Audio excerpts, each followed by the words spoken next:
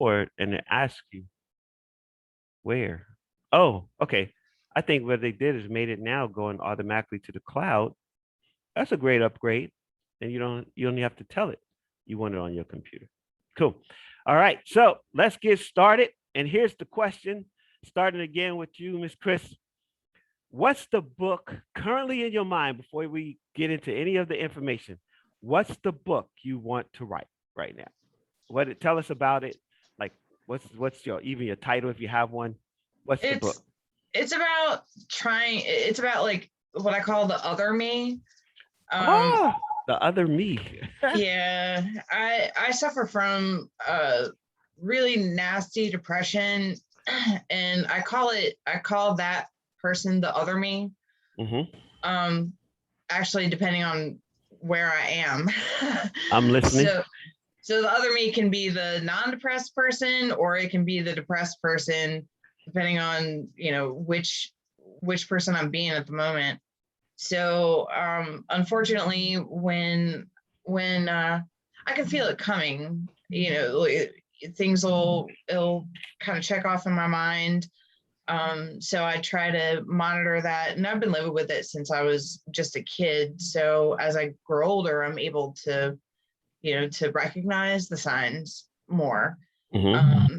But incidentally, when I signed up for this course, I was just coming out. And when I am that depressed over me, I don't talk. I don't talk to my mom for months. It's difficult for me to really say anything. I can go to work and go on autopilot. Mm-hmm. But I can't express myself at all. Okay. So when I'm coming out of depression, out of it, then I turn into a more outgoing person, and it's a really horrible way to live, and you don't look any different. You've been coping with it for your entire life, so to try to help mostly like my husband, because I get all the time, well, how are you? And I hate that, and it's like, if I'm honest and I'm like, okay, well, things are not good, well, what's wrong? And it's like, well, I got a roof over my head, I got a car, I got gas for my car, I have a job, I have all these things, all this wonderful support system and everything that just doesn't matter at the time. And it's hard to make people understand what a debilitating state that is. Mm-hmm. So I would like to be able to express that in such a way that people might be able to kind of get an idea of this, really, if they've never experienced it, kind of get an idea of how bad it is on the inside for me, because nobody else can see it. I don't have a bruise on my face, so trying to turn something so intangible and so personal into something that somebody can actually hold their hands and get an idea about, just express that and spread it, is something that I'm really interested in, and I feel like I need to do it, if not for everyone else, just for me, just to continue to survive and remind myself that I'm not crazy when I remember that really dark period. I can go back like a journal and read it and try to relate to that person, that other me, before I go back into it, because it's inevitable. So that's my inspiration. That's pretty inspiring. From the group, what did you get from Chris? Anybody?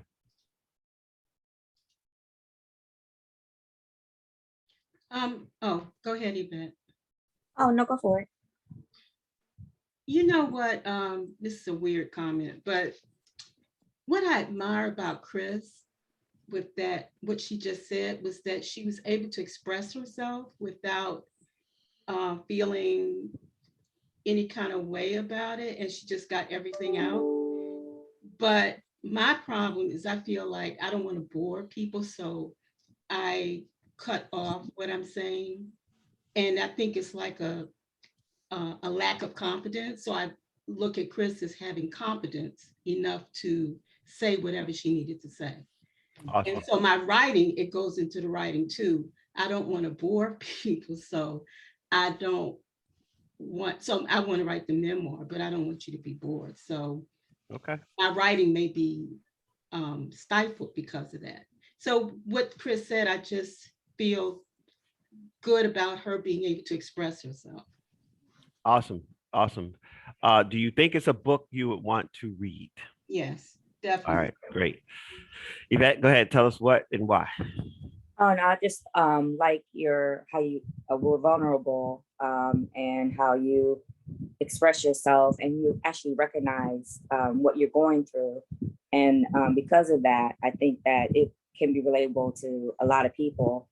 And I definitely would read your book. So thank you for sharing that. All right. And Jalen, do you have a thought or no?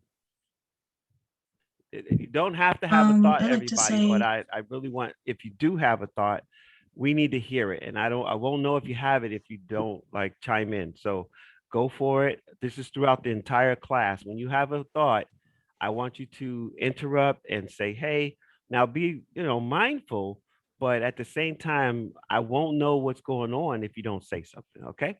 So let's hear from you. Thank you. Jalen.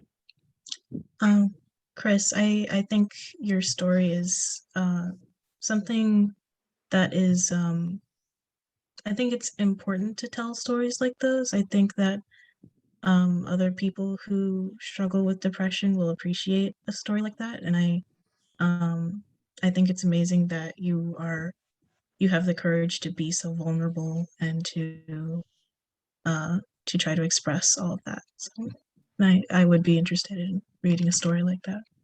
All right.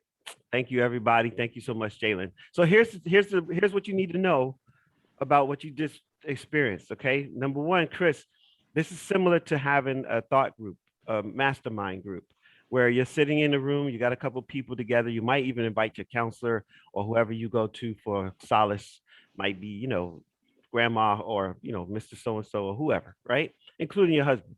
But you said something when you started. You said the other me, which right off the bat, I'm thinking titles, the other me, right? And it's like, I'm not crazy, you said earlier too. I'm not crazy. It's just the other me, right? So thinking about titles, thinking about what you just said, how you express yourself, you also said that you had this since you was a child. There are children that are expressing themselves right now in negative ways because they don't even know what to say about what they're going through and how to tell their parents they're depressed. So in my mind, you have adults, children, and teens all in the same deal. So you have 3 books right there in that one thought. That's really amazing that you put it like that. And I'm already just shocked and beautifully surprised at what everybody has just already said. I'm even more thrilled to continue with this because honestly, I mean, I've never expressed that to anyone, and I don't know what I thought I would get back. So maybe confidence was actually being naive. But thank you, everybody. And you're right. I hadn't thought about it as a perception of young children too. And you're right. Yeah. So, you asked, there's a question, right? That people will say. You said your husband says it and you can't stand it. And it's like, how are you? That might be the title, right? For those who don't know how to express themselves to people with depression, I hate. How are you? Right? That could be the title because that really speaks to a very specific thing. Because I bet you there's a million women and men and children who hate that. I don't like it when I'm having a challenge. If I tell somebody, hey, I'm having a little challenge, but I got it. And then they keep saying, well, how are you? How are you? How are you? Now, as a parent, I know I have to ask that question, right? I have to, hey, how you doing? Is it getting better? Is it getting worse? Are you feeling the same? What's that? That's just a check-in. But sometimes that other stuff is not there for you because emotionally it takes you to another place. And I love what you said, overcoming living with depression and people who love you, because that's what you're doing. You're overcoming this thing with people who love you, your husband and those around you, right? And so, yeah, you said, this is what I had to do for me to survive. The survival story of living with the other me. These are all things that came out of that short conversation in what, 10 minutes? And you just discovered part of your avatar, and you guys want to write this down, your avatar. Your avatar is your customer, all right? And the reason why they say avatar, if you can remember the movie, I don't know if you've seen the movie Avatar, but they took attributes from different things and put it into this one character.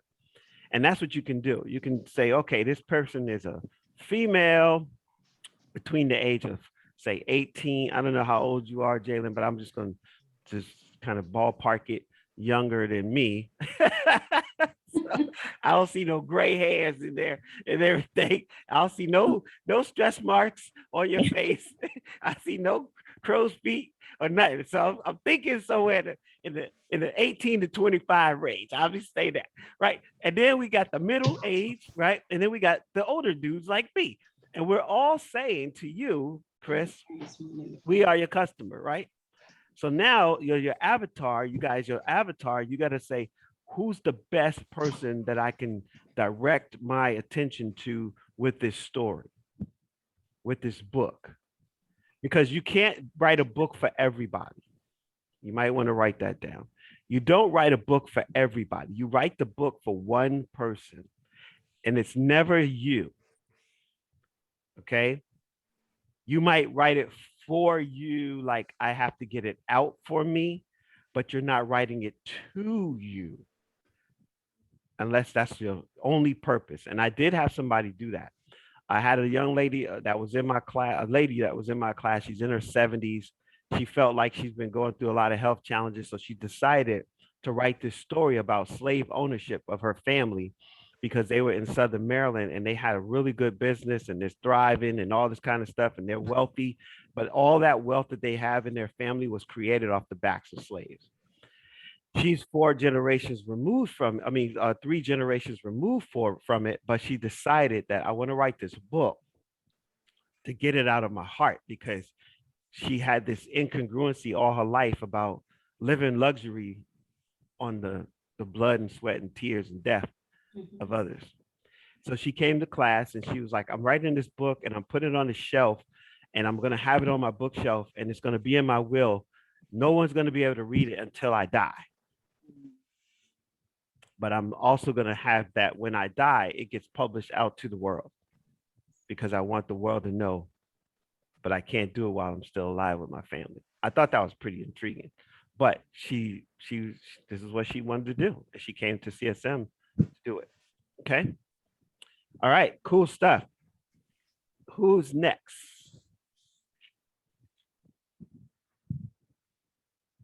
Same question. Yvette, go for it. Okay. So I have like a lot of different things, but one that's closest to my heart that I want to I guess get out right now. My mother recently passed and my father passed 3 years ago. And getting my they had a lot of stuff in their apartment and everything. So I knew that they wrote love letters to each other, but I did not know to what extent. And I found all of the letters, all the cards, that they wrote to each other. My father being the one that would initiate these letters or love letters, just saying I love yous and such. And so I guess I want to kind of get that out to the world, like, because there's so much, I guess, division. And they didn't have the perfect marriage, in the beginning. They went through a lot. But as they grew older, I guess you have to get through that, I guess, hump of sowing your oats or something. Drinking your oatmeal, I got you. and and and they were able to do that. They were together for over 60 something years, and the love that they had for each other was it just was amazing. And they showed that to us, their children, their grandchildren, everyone. But I think the thing that got to me most was that they wrote it to each other, and that love never, even up to till my father's death. In 2017, he was still writing just love notes to my mom, saying how much he loved her, adored her, and give her money for this, and then go spend this on something. And he couldn't really spell that well, so he would actually ask her to help him write, words out. And I don't know if she ever knew what it was for until she got it. But it was just really things like that. They just had the cutest relationship, because no matter what was going on, their love towards their kids, it just never, it didn't show, towards us. So I just want to get that story out between my mom and dad. But then I have sisters and brothers, and I'm like, do I have the right to do that? So that was a thought in my head. I was like, do I have the right? Do I include them? Do I not? I really don't. One sister I don't get along with, and then I have a brother, and he's okay, but so I don't know what to do. I will reserve my thought for a minute. I want to hear from you guys, because that's a good question. That's a good question. And there is definitely some laws out there to support you as a writer, as well as for them as your siblings. But it's really simple, and I'll tell you in a second. So thoughts about Yvette's book that she wants to put out. I think that would just be a really upbeat but poignant story that would be just enjoyable to read. I think that would be great. Regarding your siblings, it's actually pretty funny, because I have a friend who's going through the same relatively same kind of issue. And what she did was she reached out to, it was actually her step siblings. And she actually reached out to them and said, hey, I'm thinking about doing this. Would you be all right with that? The difference with her story is that there's a lot of like family abuse involved. So that gets into like maybe a little touchier subject, but her step siblings did come out and they were very supportive, because ultimately for them, it was a family discussion that was going to be put out there, for the world to see. And, the good, bad, and the ugly, they were all, they were okay with people reading their story. So ultimately my friend was real, she was real nervous about it, but she, ultimately, the family came through, and she's continuing with the right story, because they're not going to do it. They can't do it. They don't have it in them to do it. Obviously you have passion and the drive, motivation, and you see the future of possibility of this just being like a really good thing. Maybe somewhere in the back of their minds, they might want to do it too, but they just don't have it in them. Obviously, you do. So I think that's fantastic. Thank you. There you go. Anyone else? I'm a sucker for a love story. So I'm a sucker for love. Is that a song? Sucker for love. And I don't know if you know the movie The Notebook. Oh man, Okay, I just wrote that down. This is a great story, because the people that you're talking about, they're within their right mind, I assume, right now. So I think it would be a good love story. And then I love Chris's suggestion about dealing with the people but I'm anxious to hear what Dwayne has to say about how you deal with mentioning other people, because also in the TV series Queen Sugar, I think there's a character on there who wrote about her family, and they didn't find out till after it was written, and they were really mad with her. But that's drama. What you have to say about that? Girl, you told me. Thank you for sharing about my boyfriend. I ain't tell nobody that. But you. Yeah, a lot of drama. That's for sure. Thank you for Thank you. sharing that. Yeah. I told Thank you not to tell nobody. You done told the whole world. That's another book. No. That's that late night book. I got you. Anything else? Okay, Jalen. Okay. No, I'm not pressing I you. just want to say that Yeah, go ahead. well, that's fine. I just wanted to say that it sounds like a beautiful story, and it sounds really sweet.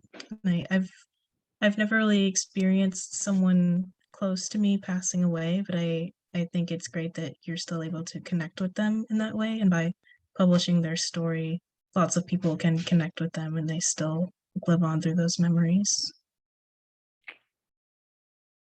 I don't even have to say nothing after that.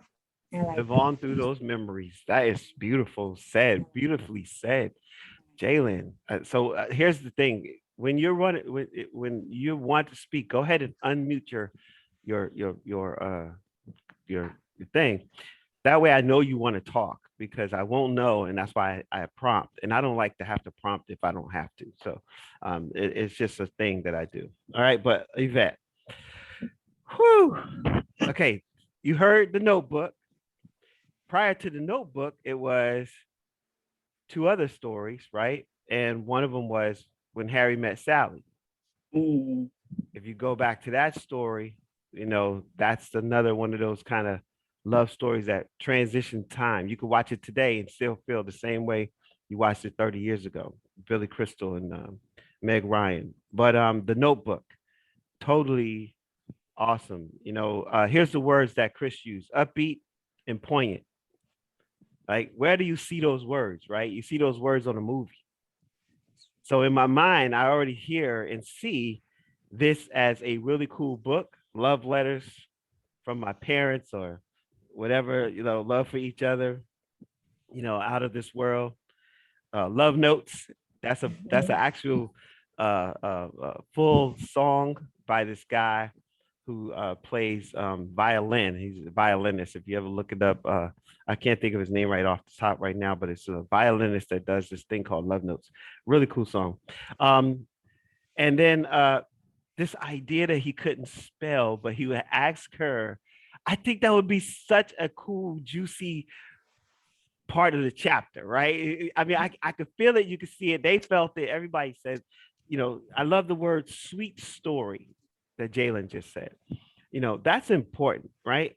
And I'm a sucker for love. Came straight out from Miss Joyce. I'm a sucker for love. It's like, yes, we all are, right? Most of us want to see the victory in relationship because so many of our friends and family members and people around us have had crashed and burned a few times, right? Including yours truly.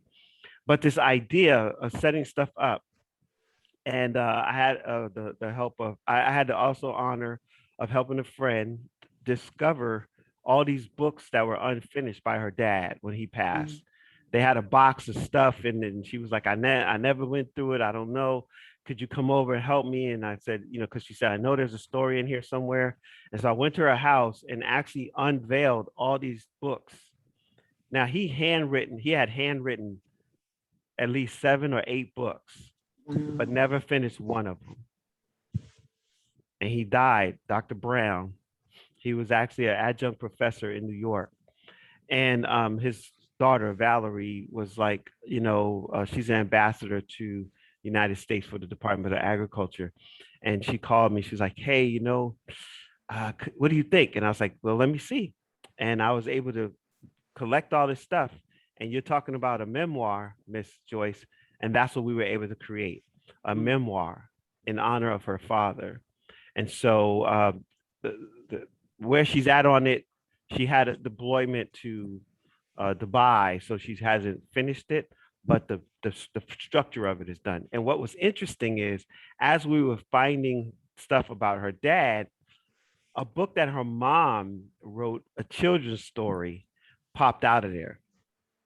Her mom had started writing with the intention of him helping her publish it, and he never did that either.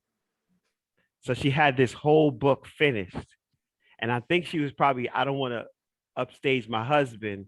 So I'll wait until he gets his done, and then I'll do my. That's the story that I'm telling myself from how I found it, because it was kind of tucked into a couple of his other stories. So I want to encourage everybody here, do it now.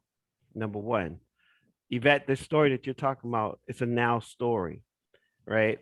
And I love the fact that Chris, you hit it on the nail, the family discussion.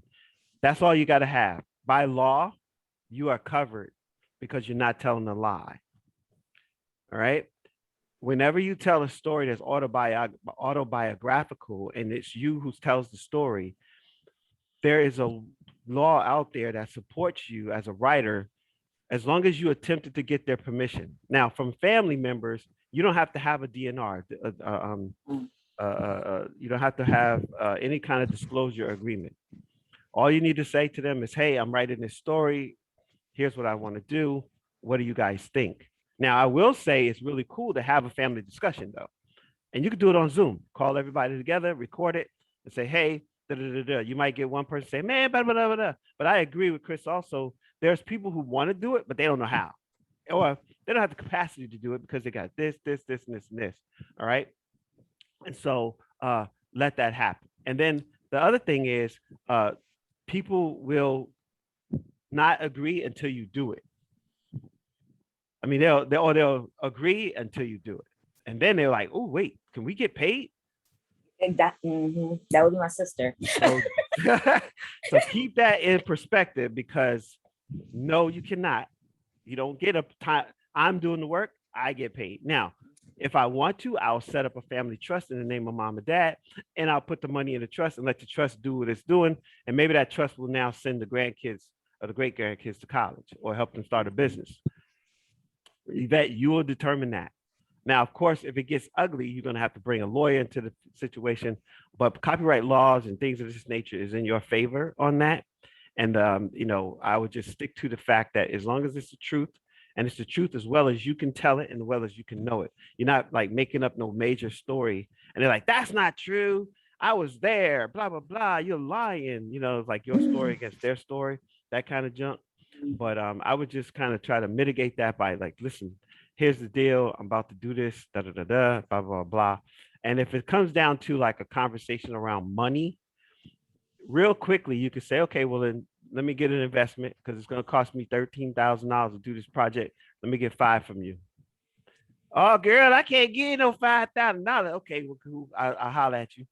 Thank you very much. And you shut that whole thing down. Because if they ain't going to put their money where their mouth is, they just talk. But if they want to put an investment in, now you can do percentage. And you can say, okay, this accounts for 30%, 10%, 2%, 1%. And now you give them their 1% once your profits, not from the design and all this other stuff, but from the profits that you occur. Now, of course, if it turns into a movie and y'all make $1 million, everybody in the family gonna be happy because they know you about to get paid. So it's no big deal. All right. So Thank you, everybody. All right, and that works. But love the story. It's just it's juicy, man. It has so much stuff in there. It's awesome. You guys are like, I'm inspired by this class. Who's the teacher of this class? I gotta take it. All right, who's next? Talk to me, baby. Who's next? I can go next. Okay, thank you. I have a lot of ideas that I've been working on writing and switching back and forth, but the main one that I'm working on now is it's about these two friends who are roommates, and they started a company where they basically they get calls to investigate like weird things happening in their town, and there are monsters and creatures they have to fight. I think everyone's story so far was nonfiction, but I pretty much only write fiction. And they're doing this to gather as much information as they can to prove that they're like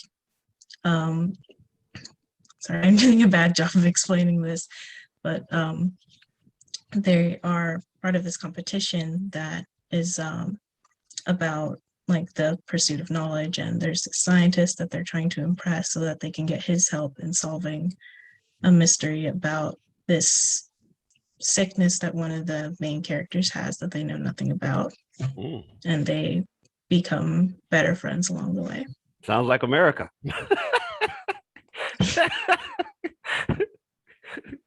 Okay. Awesome. Awesome. Awesome.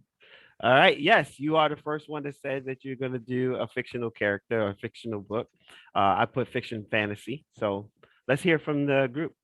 Thoughts?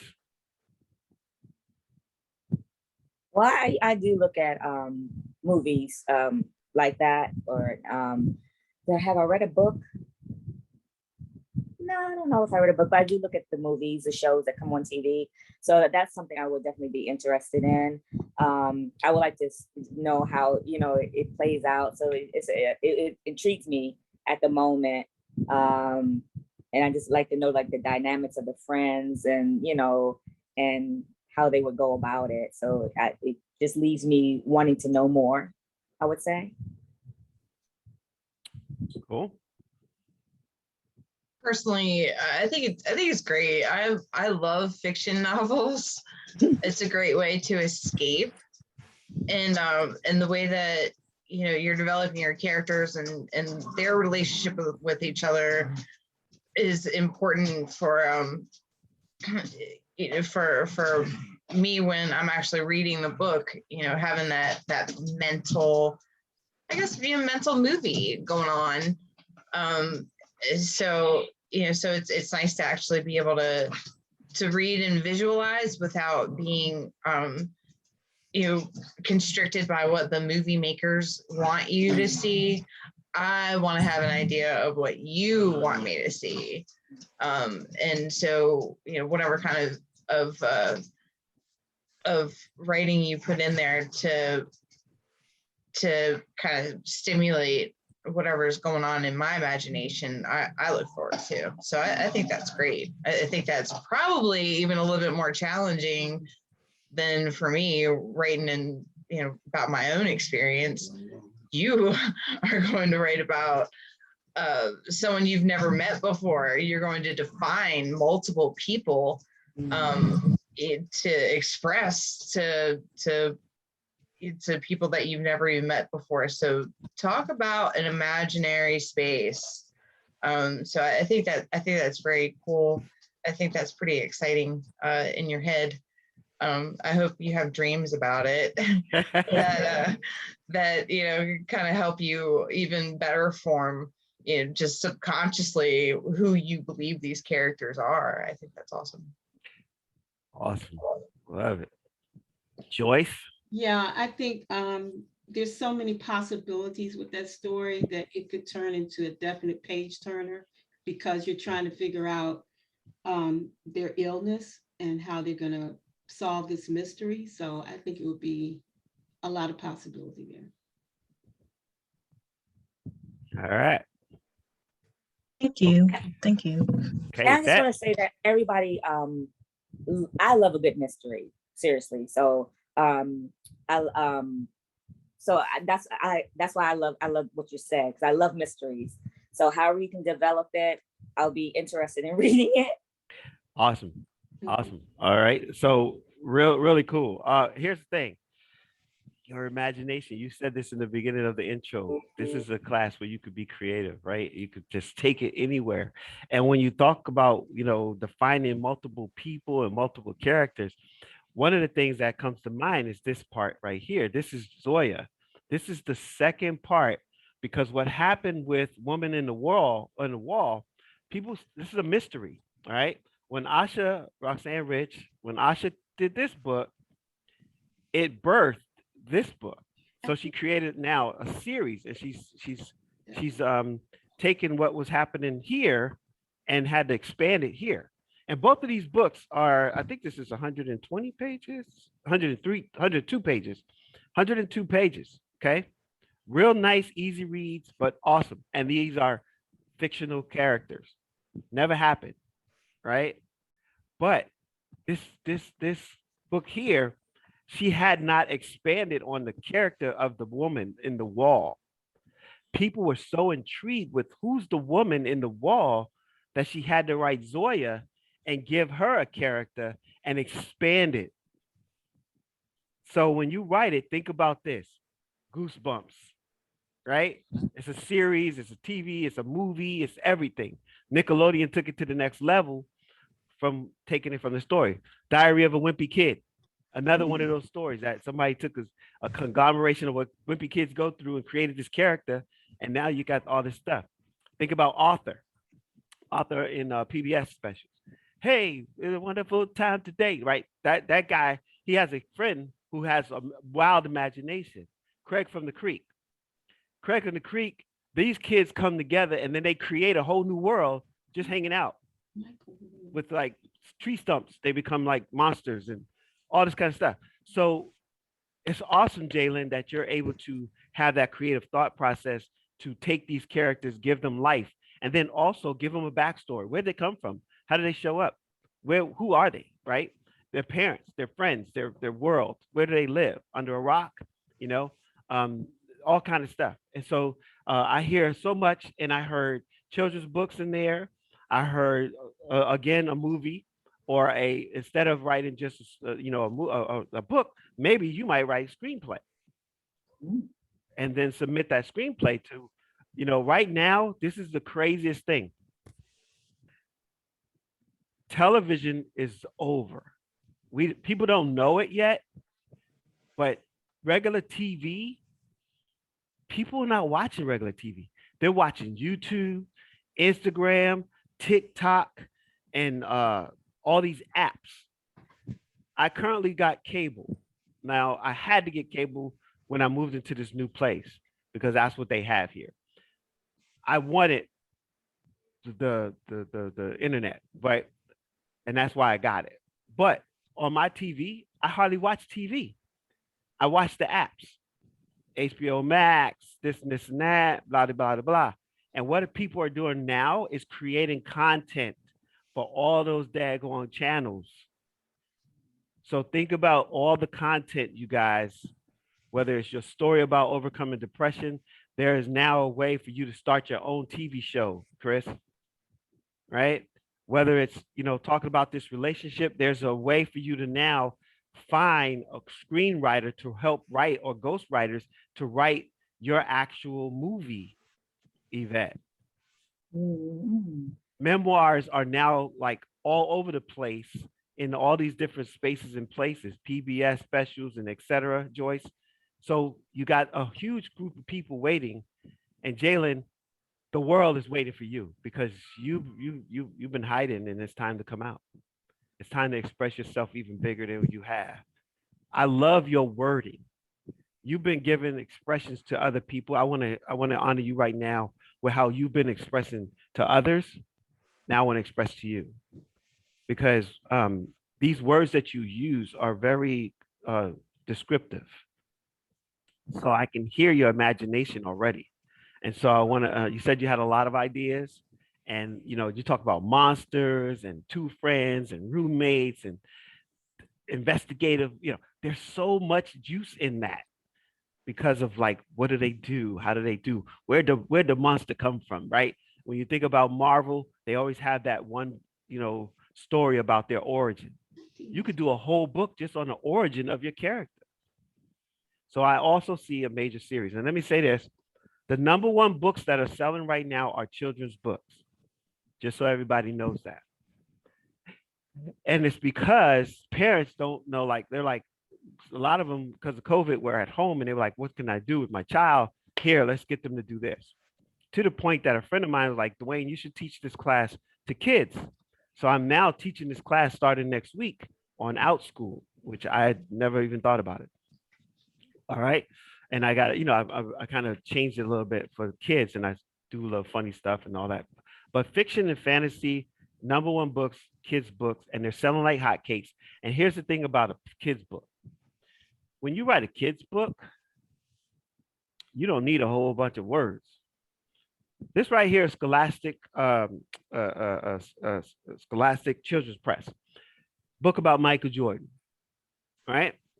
All they did was they got a syndicated approval to use his picture. But when you look at the page, how many words is on that page? 20, 25, 30, right? I didn't count. 1, 2, 3, 4, 5, 10, 15, 20, 22, 23 words on the page. How long is the book? The book is 31 pages. Hardback, 31 pages, small, cool deal, nice little spine. Everything's happening, right? And in the back, all of the approvals and the photo credits right there. Right?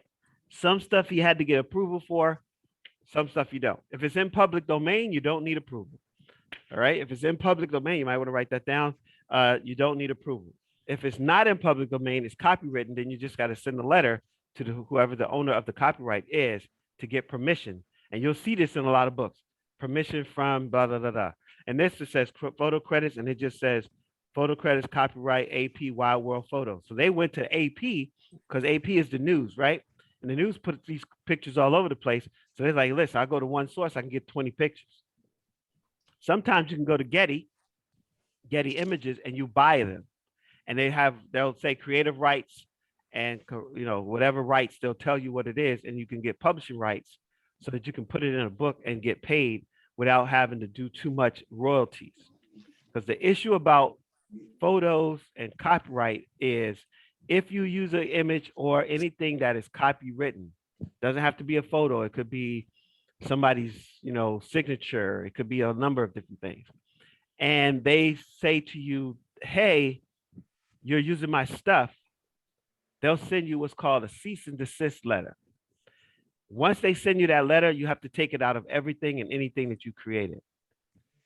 The hardest thing anybody has done, and it's terrible, they've actually created a book, it went viral, and then the picture got back to the person who owned it, and they asked them for a royalty check, and they were like, I don't have it, and they went bankrupt because they had to close their business and start everything over and get rid of that photo.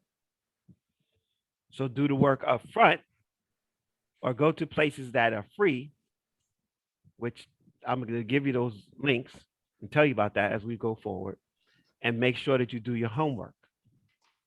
If you buy them from someone, you still need to do your homework, because there are people who will snatch it from the internet, make a little tweak, it says theirs. But if the owner of it says, no, that's mine, the proof is going to be on you, not them. Because as long as they can show where it originated from, there's no issue. The origination is the key. All right. Now, if you use somebody's artwork and you think, oh, this looks cute, this looks nice, and it's a little splash of paint. Well, that splash of paint might be copywritten that you use on the front cover of your book or inside your book. So what can you do? You can get somebody to create it for you, duplicate it for you, and give you the full rights of it through Fiverr, Fiverr.com. Write that down, Fiverr. That's a resource for you. Fiverr.com. Fiverr, just like it sounds.com. I'll put it in the chat. All right.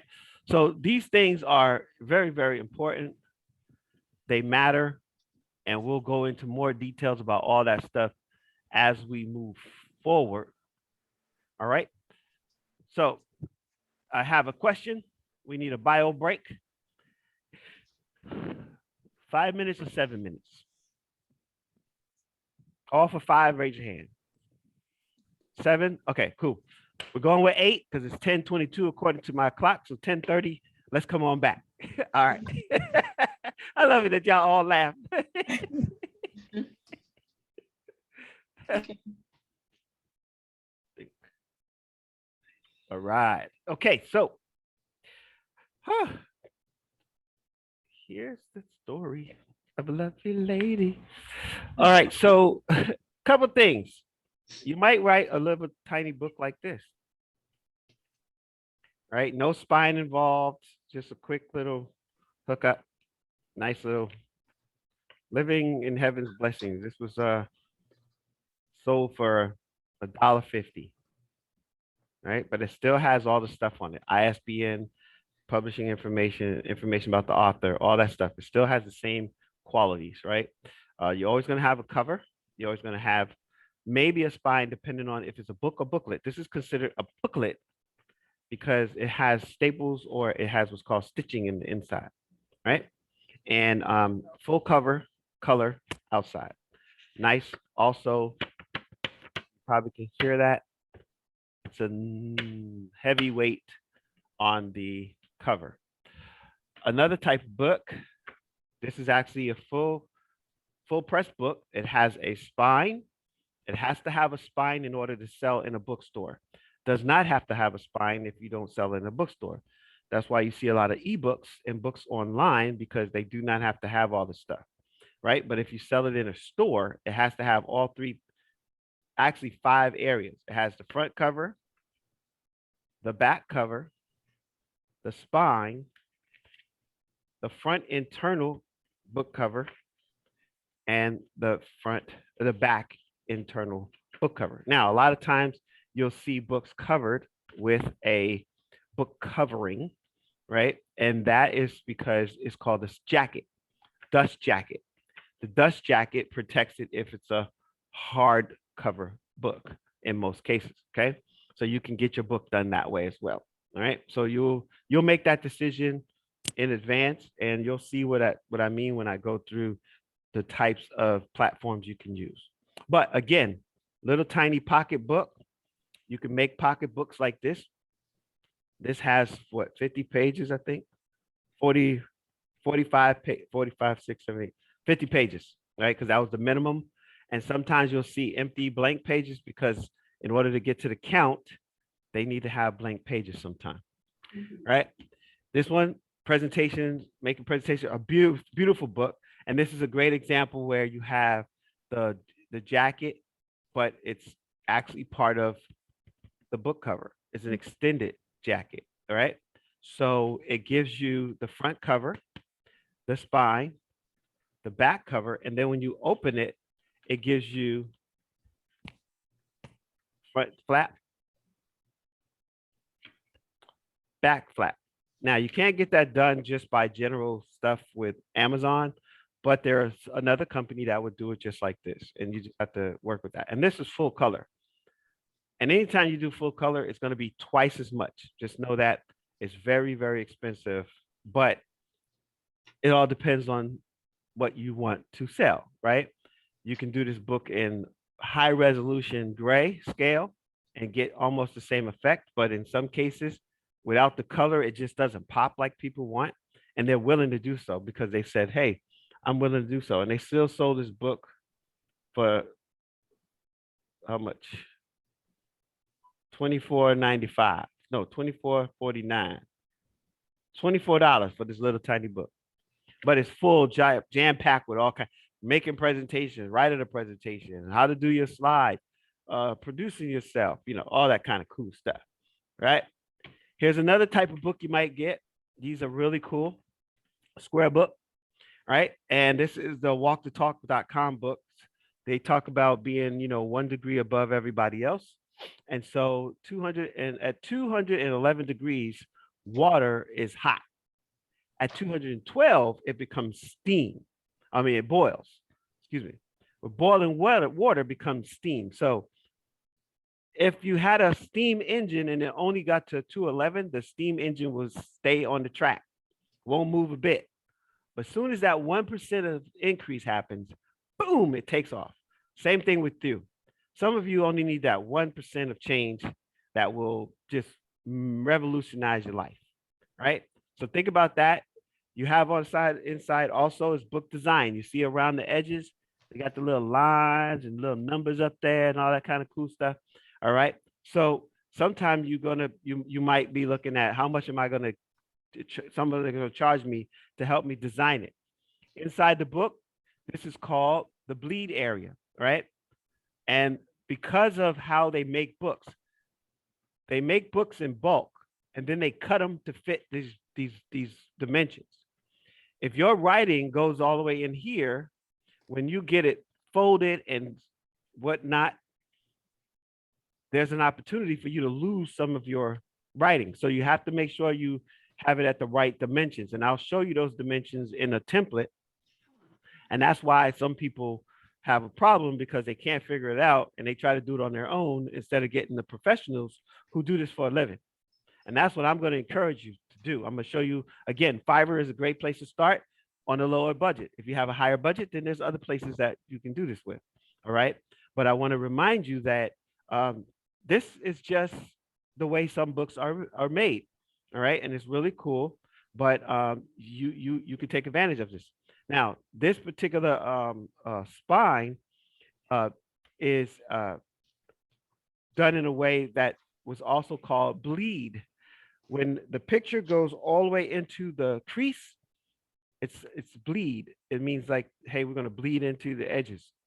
As no bleed, then it's going to have a box around everything. And you'll see like a little square. And if you have stuff in the square, it will not pass the production line. And therefore they'll reject it until you get that straight. Same thing with the spine. Any book that is sold on a shelf, as I said earlier, has to have information on the spine. Now, this book only has just that. It has no author information, etc. So I can tell you right now, this company just sells this book directly to their customer. They could care less about putting it on the shelf. It's probably, they probably sell it right off of their internet, like right off of their website. All right. And it's probably as a resource. But you can get these books, and the price is based on copies, but they sell at $10.95 each. There's no sales sticker on the back, so can't see that. Joyce Myers, you guys are probably familiar with her. She's like a Christian artist. She's been all over TV. This is her book, created by a press company, all kind of money behind putting this together, etc. Right? Tell me, how much different does that look to this book?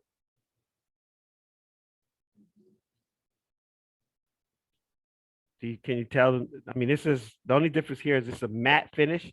This right here is a what they call the finish is this here is dang, what's the word I'm looking for? Glossy? Glossy, yes. I was looking at Joyce Meyer's name. Glossy finish versus a matte finish. And matte finish, you can see because when you touch it, it has like just a different feel. And I like the feel of matte in my versus glossy. But glossy might be because you think they might use it at work, they get coffee spilled on it or something like that. So you want it to be like just wipe it off and everything's cool, right? But there's no major difference except this was a publishing house. This was self-published. She sells her book for $12.99. This one, Joyce Myers, $12.99, $12.99. No big difference. Okay. Look on the back. Looks the same. Author, picture, ISBN, and sales thing. She had a sales thing. I mean, she had a sales thing. She didn't. So no big deal. Right. All of that. Does the glossier cost more money? Not with Amazon.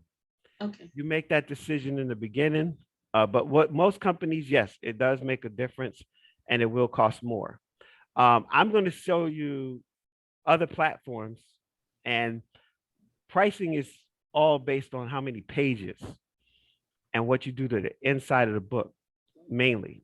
The outside of the book, the price goes up based on color and that type of thing. And then cut, like whatever the dimensions are. Most books are currently about this size, right?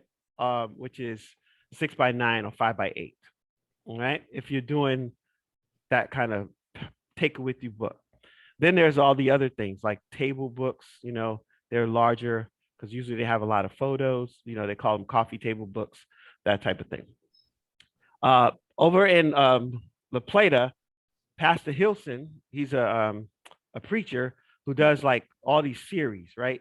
What he does every 3 months or 2 months is he takes all his book series, his sermon series, and turns them into a book. And he was doing The Heart of a Leader. And this was I want to say 200, no, 325, 326, because it's an even number, right? 326 uh, um, pages, right? Of notes and info and little activities, you know, real cool, but no big deal. He gets his done at Staples every couple months. Staples comes up and says, "Here's your 2,000 books," and he knows he's already going to sell 2,000 because his church is a mega church and he's got like thousands of members, and they always buy his books because he teaches. That was my former pastor. Okay, he teaches from. It was my former pastor at one time when I lived in that area too. Mike, I mean, he's a really cool guy, but you know that's what he does with that, right? So that makes a difference, and it makes a difference for you. For me, I actually also presented. This is from when I did a program called the Impress program. This is one of my first program books that I did for inmate pre-release employability success systems. I wanted to help returning citizens who are coming from incarceration. And so I wrote this to help them find jobs or start their own business. And it was through a contract I had with Thomas Nelson Community College, where they asked me to produce this. I did it with lulu.com, and it was real simply a little simple workbook to help them ask some questions and fill out some things to help them get themselves prepared, look at their 24-hour clock, what it's going to look like when they get back home compared to what it looks like while they're in jail, all that kind of cool stuff. But what I'm showing you that for is this: spiral bound. Spiral bound allows people to do this so that when they're writing, it's not getting in the way, as opposed to having a book bound, and that way you can't flip it so you can write. You know, so if you're thinking about something people could use on the plane while they're sitting down chilling and you want them to write stuff, you might want to think of this. Now, I had to change this because people use this as a weapon, but I was working with people who are about to be let out, and they felt, okay, it'll pass because these people are really serious about getting out. They didn't want to go back. So they let me use that. But if I was doing it again, I would definitely change it to a booklet and have it use have them do stitch bound, which is you'll see like 3 stitches or 2 stitches on the middle of the inside the book at the middle page, right? Because it's only about I think this was like 20. It's don't even have page numbers on it. That's how serious that was. I think it was like 26, 36 pages maybe. All right. And so, and then the last one I showed you, I just briefly, this is Robbie Blanchard. He's the #1 ClickBank affiliate. I'm into affiliate marketing. And I got this from a program that I was part of, a VIP program, coaching program. And this is all self-published. Okay. You see the same things. It looks the same. All you don't see on here is his ISBN number. Why? He didn't need an ISBN number because he was sending it directly to his customers. They're not buying it online. They're not buying it through a bookstore. You can only get it if you're a VIP and go to his .com to get it. So very smart idea, and it's specific to only the people. The only people that have this book are the people that's in his VIP program. You might decide that to do something like that to get started in your coaching, Chris, when you start coaching people on what to do about depression, because I'm sure that might be one of the opportunities that you'll see as you start moving forward with your story. Okay. All right. So real cool stuff, y'all. And so now let me get into the meat and the potatoes. That was just the entree. That was only the entree. What do you call it? No, what do you call those things? Appetizers. Right. Now we're gonna go into the entree. Any questions? Any concerns? Any thoughts before we move on? And from anyone? Shirley, you're here. For when you said is it Yeti or Getty? Getty Photos. Getty. They own almost everything on the internet. If it's not because Microsoft bought bought them years ago. And Bill Gates, I mean, he bought everything. He's buying all those farms in America right now. Thank you. So y'all keep an eye on your food because Bill Gates is technology, right? And technology buying all the food producers in America could get scary, y'all. All right, so keep that in mind. Shirley Mahoon.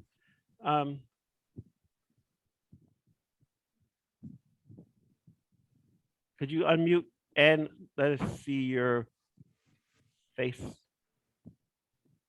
She unmuted. Can't hear you.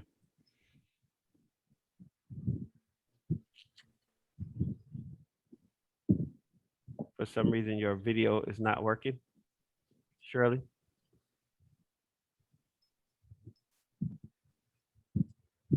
I will ask you to unmute.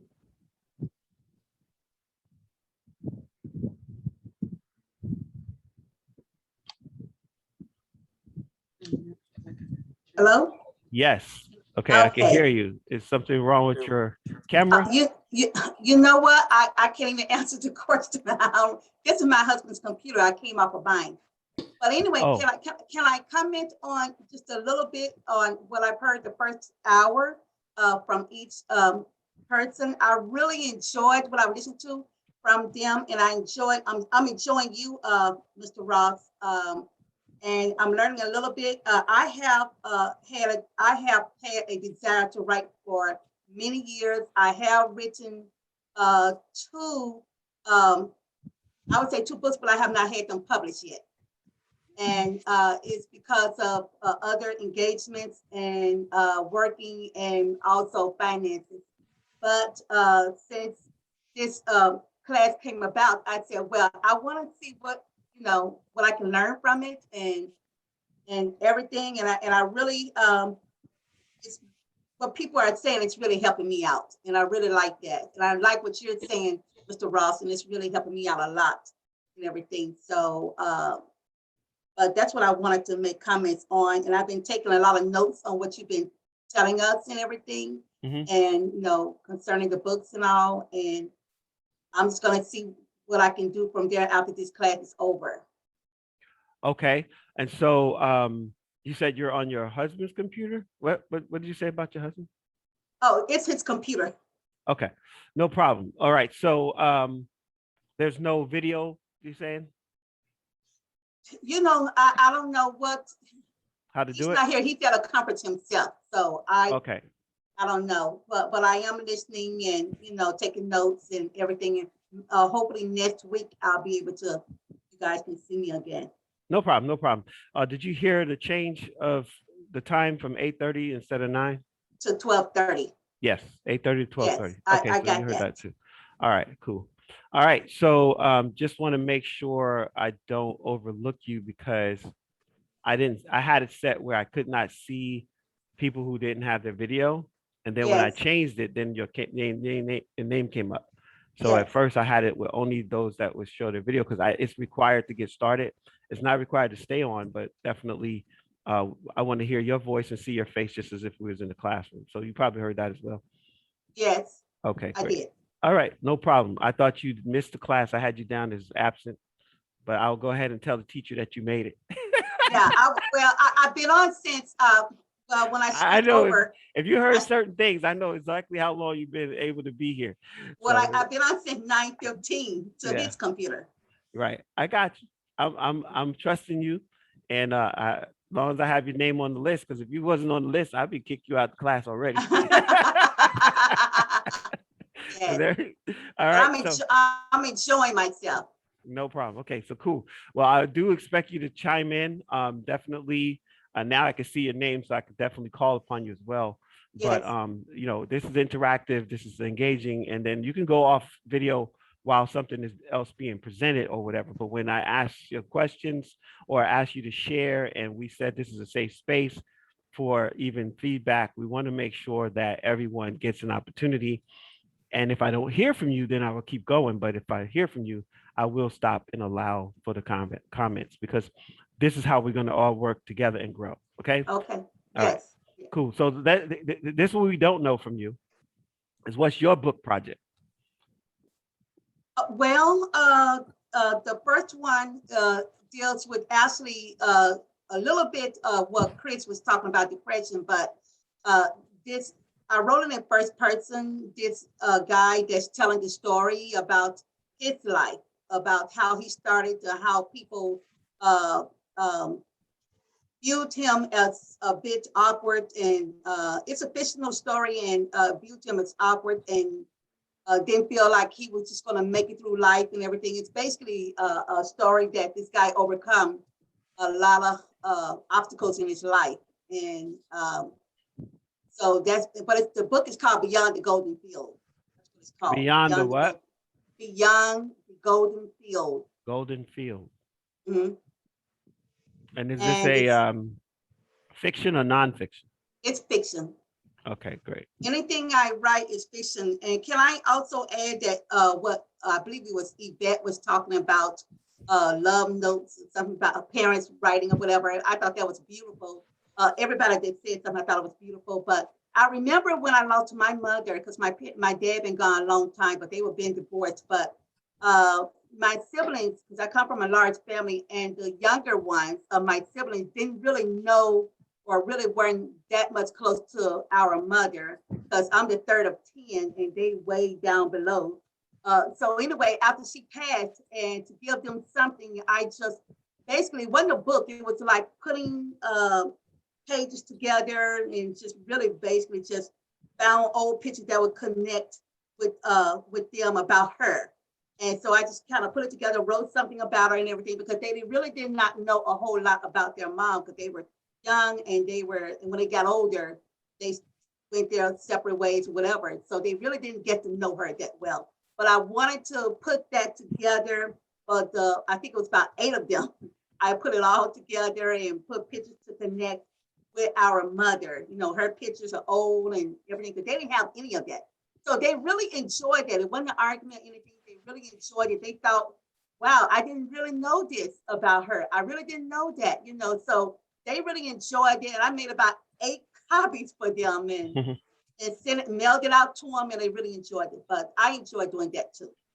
Yeah. Awesome, Yeah. awesome. Let's give her a Yeah. hand on that. Yeah. Okay. And I didn't forget you, Miss Joyce. I just started rolling right into that conversation, but I want to share something with you. I'm working on a project right now, actually wrapping it up. And this is what was left from it. And this story, after we got to a certain place, I said, okay, well, here's what I need you to do is go through the book and find things that you want to change, anything you want to add. And this is a similar thing. The Tolson Place story is a family that's in Waldorf, and the father got out of the military, and he bought, like, I think it was 20 acres or 15 acres or what have you. And he made sure all of his family, any of his kids, had a plot on that property. He's since passed. His wife is still alive, but they just did, no, his wife just passed as well. And the daughter has just created this memoir of her family, and they all put their stuff together. But she talked about, hey, put the picture of dad here, make sure the picture of dad in his uniform is here. Paragraph here, change the word from grace to this. Another thing. So this was a punch list of all the different little changes she made to her book once the book was ready to go. So, it takes a couple of times to do that, but I'm speaking toward that because it was a legacy project. Some of you might do a legacy project that's just some kind of way to kind of gel your family together and tell your family story, or tell your history, or connect them, because, like in this case, the siblings who were younger didn't know the story about mom, earlier, right? And so that's really important, Miss Shirley, because sometimes the younger generation won't realize how important it is to know all these people till they get older. And so we in this generation could create something for our next generation. And I created something so my grandkids will know a little bit about me. And it's just a legacy project as well, because half of the book, No More Crumbs on the Table, is about the issues that I overcame and what kind of systems I used in order to do that. And so, because I was telling people that they could overcome whatever they wanted to overcome, because I've been in an abused relationship with me and my brother were abused with foster care, physical abuse. and emotional abuse.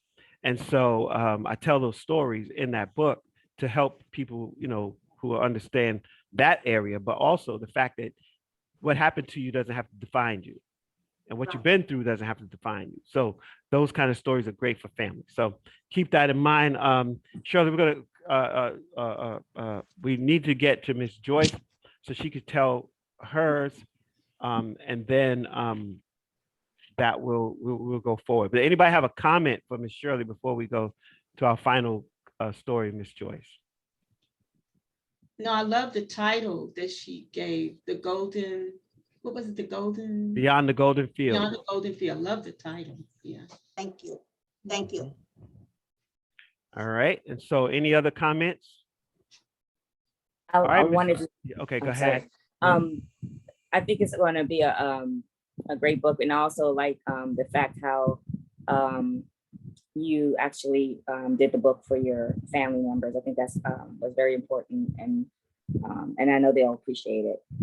So Yep. It's a noble like thing to do. Awesome. All right. Old pictures really look cool too in a book. Yes.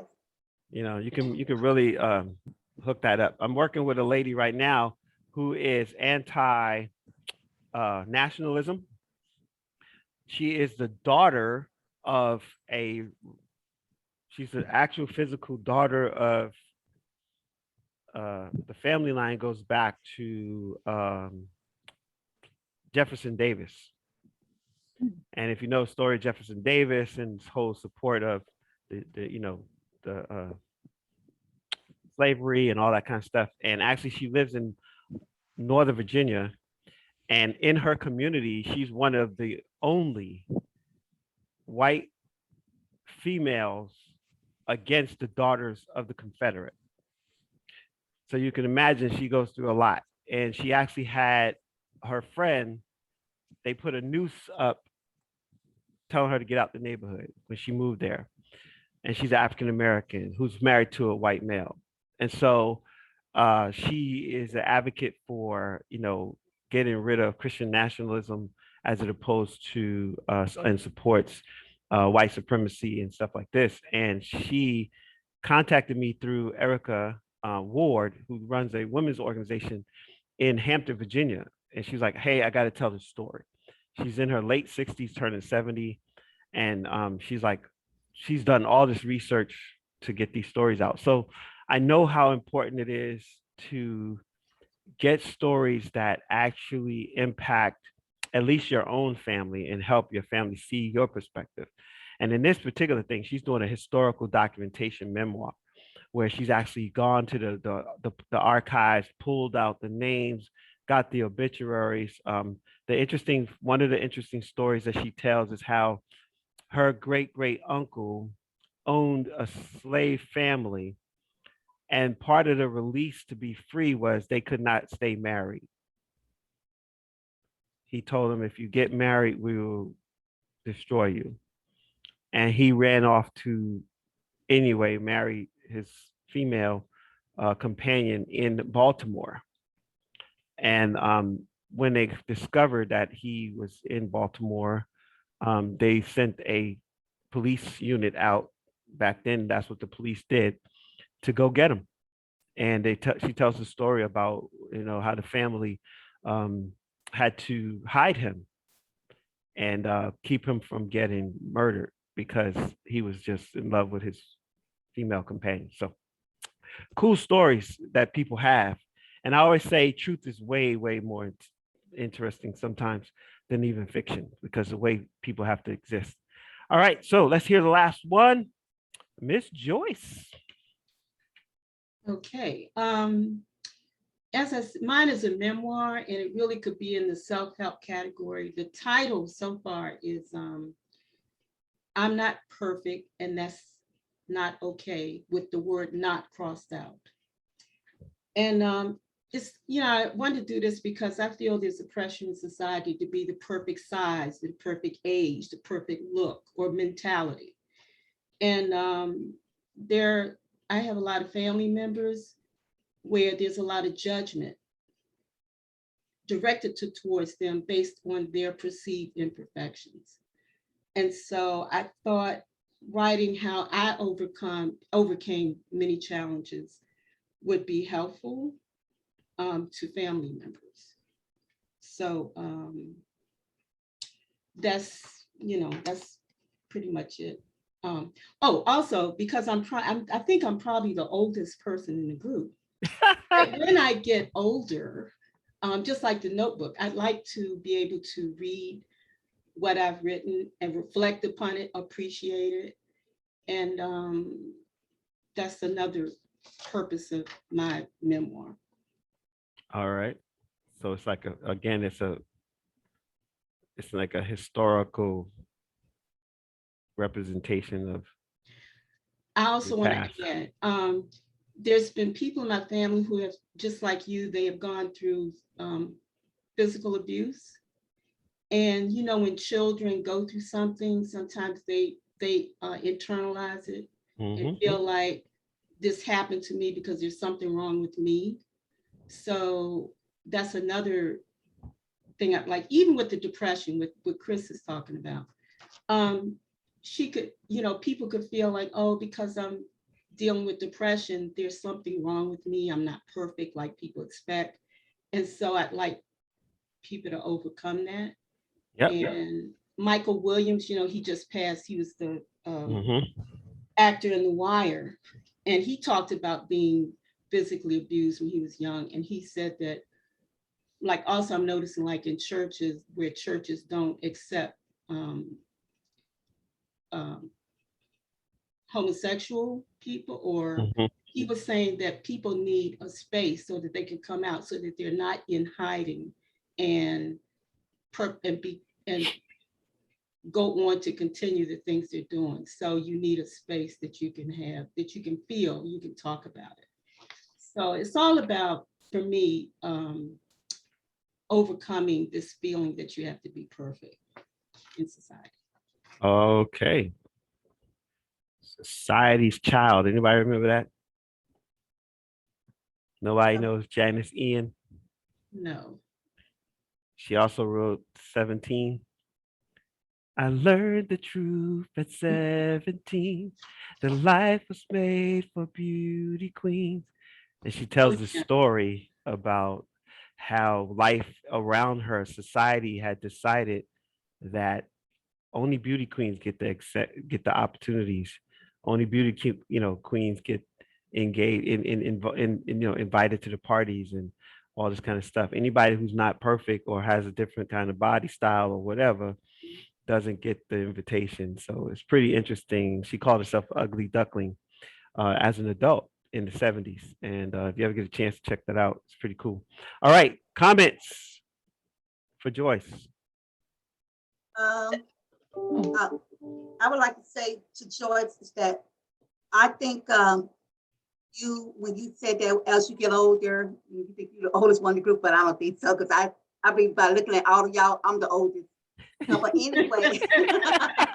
And we can't see you. So yeah, so when y'all see me next week, poetic, when you see me Shirley, next that's week, very poetic. Yeah, when you see me next week, you say, oh, okay, I'm 66 years old, but I'm thank God that he let me see this age. But I wanted to say, when she said that when she get older and to read her own work, and I think that's really good, but it's really good when your grandchildren, get to read it, because I made something, here I go again, I did something again for our son, and he have three boys, and one is in school and the other two they're not, but I wrote basically a life story about me and his father, so to see what we were like before he was born, and to see what I was like, as I was coming up, the things that I have accomplished and the things that I have not accomplished, and everything, to read what I was like, as a grandmother. So they'll get to read all of that. So it's in a binder, and I just like being creative, like all of y'all do, and creative writing to me, it's just so interesting, because I like to take characters and put them together, and as I know when I'm writing and that character is standing right beside me, I say, okay, I'm gonna use you to do this or whatever. I'm so creative mind thinking like that, you know. But I just like for George, like I said, I think that's really good about that memoir to write something like a legacy of just, you know, about you. And that kind of gave me thinking, got me to thinking of what you were saying about yourself and what you it's like overcoming the things where people do decide to look at, well, you should be perfect, you should be this, you should be that, because they look down on you if you don't meet their expectations. Exactly. You know? So when you look at, hey, blot all that out and just look at it for you, you know, say, this is what I feel in my heart, I'm gonna put it on paper. It's not like, Mr. Ross, you had said something about you don't write a book for everybody. You don't write a book for everyone. So you write what's in your heart, you know, and that's, you know, that's interesting. I really like that. But I really like all this you're giving out to us, Mr. Ross. It's such good food for all of us, you know, to hear you teach this and to write, you know, to make us want to go a little bit farther than what some of us have already done or whatever, you know. Well, and thank you very much, Ms. Sherry. I appreciate that. Oh, wait a minute. And, I want to say something. go ahead. I noticed that Mr. Ross calls me Miss Joyce and calls Shirley Miss Shirley. And I know. I made a comment and I said, you I'm can call me working on whatever it. you want to call me. It's okay. She sent me an instant message. She said, my It's okay. name is Joyce. I was like, okay. I know. And you heard me. Out of I did it a couple respect. of I times. know did it's it a out of couple of times. respect. I said Shirley. I said Joyce, but it is a sign of respect of how I was raised, you know, and it doesn't, you know, it's like, I don't know. And I'm 58, so I don't know if that matters in the scope of who's the oldest. But she said, I think you said 66, Miss Shirley. So you might you might have us, but we don't know because we can't see you. So no, Okay. no. Okay, Look, you'll see me next week. you That's might be not like me. fair. You don't look like your age, so I'm gonna go with You'll that. see me next week. I think I'm looking 40 something. I'm still looking 40 something with a little bit of gray, you know. So, but listen, I really appreciate that, Miss. I really appreciate. Oh yeah, call me whatever you want to call me. Joyce and Shirley. I got you. I'm gonna work on that. Chris, you can help me out, okay? No, you're on your own here. I'm sorry. Come on, y'all. Okay, I need help, Jalen. Help me out. Okay, so comments to Miss Joyce about her memoir. I caught something at the end, Joyce, when you were talking about, you know, homophobia in the church and abuse, you know, of the children and those young victims of the perception of others, you know, needing a safe place to go. So, excuse my lack of linear thought. It brought me back to you bringing up that you're worried about boring people, in which case you shut yourself down, shut yourself up, and you don't continue to express yourself. But I think that goes hand in hand. That's something that that's one more thing that you're going to overcome is that sense, you know, as you write this memoir.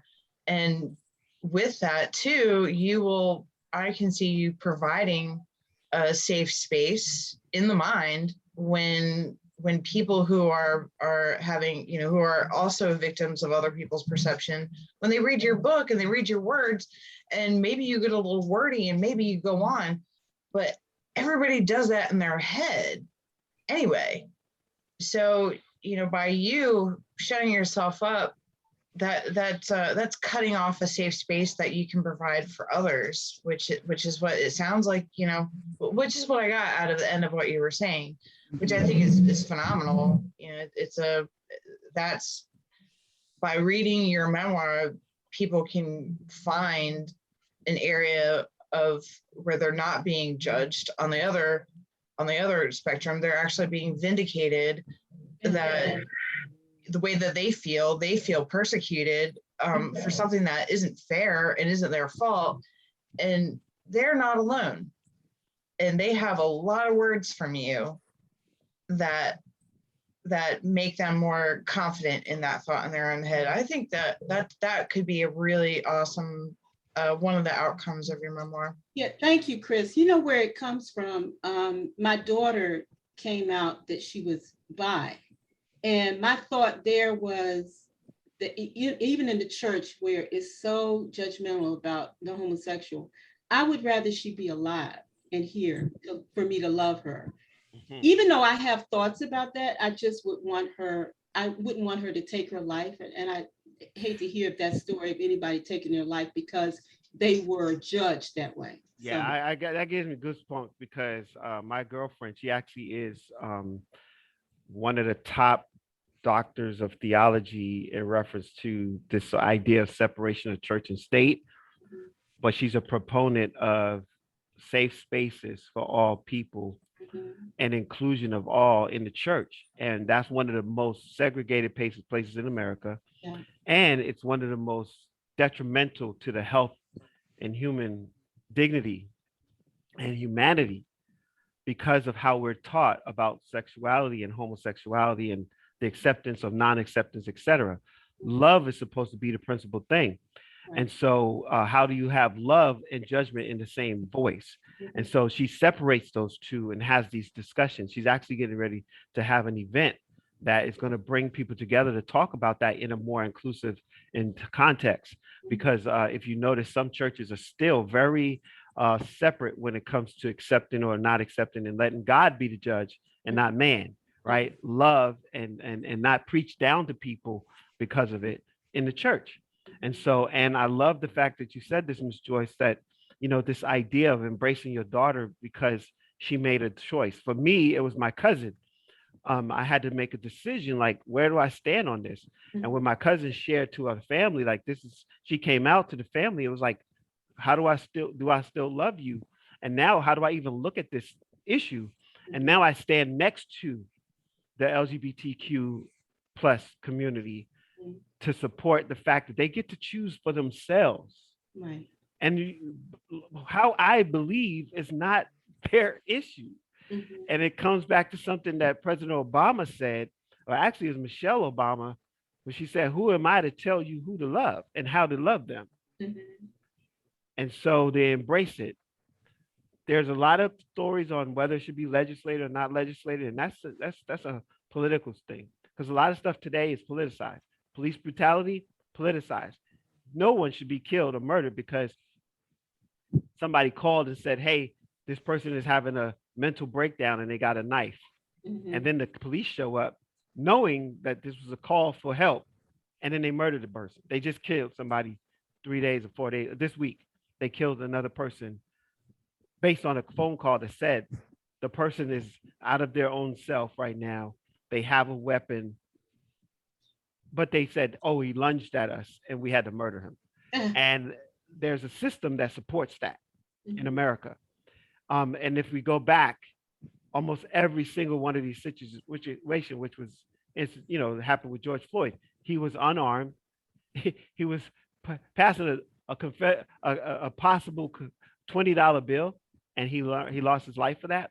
And these people had to have a jury to think about whether or not this was murder in front of us. So we are living in a time right now where grace, mercy, and love is a big thing. Now, I'm not going to stay on that because that's not what this class is about, but I love what you said, Chris, in reference to speaking that voice, putting that voice out there, sharing those words, expanding that conversation, because it might save somebody's life. And I agree. I'm going to love my child before I judge them. So, you know, I got to choose my own way. They get to choose theirs. All right. So thank you very much. Any more comments in reference to Joyce's memoir? I'd like to say I really like the title. I love the idea of having a word crossed out. I think that would catch my eye if I saw it on a bookshelf. And I think the pressure of trying to be perfect is something that everyone can relate to. So I think a lot of people would appreciate your story.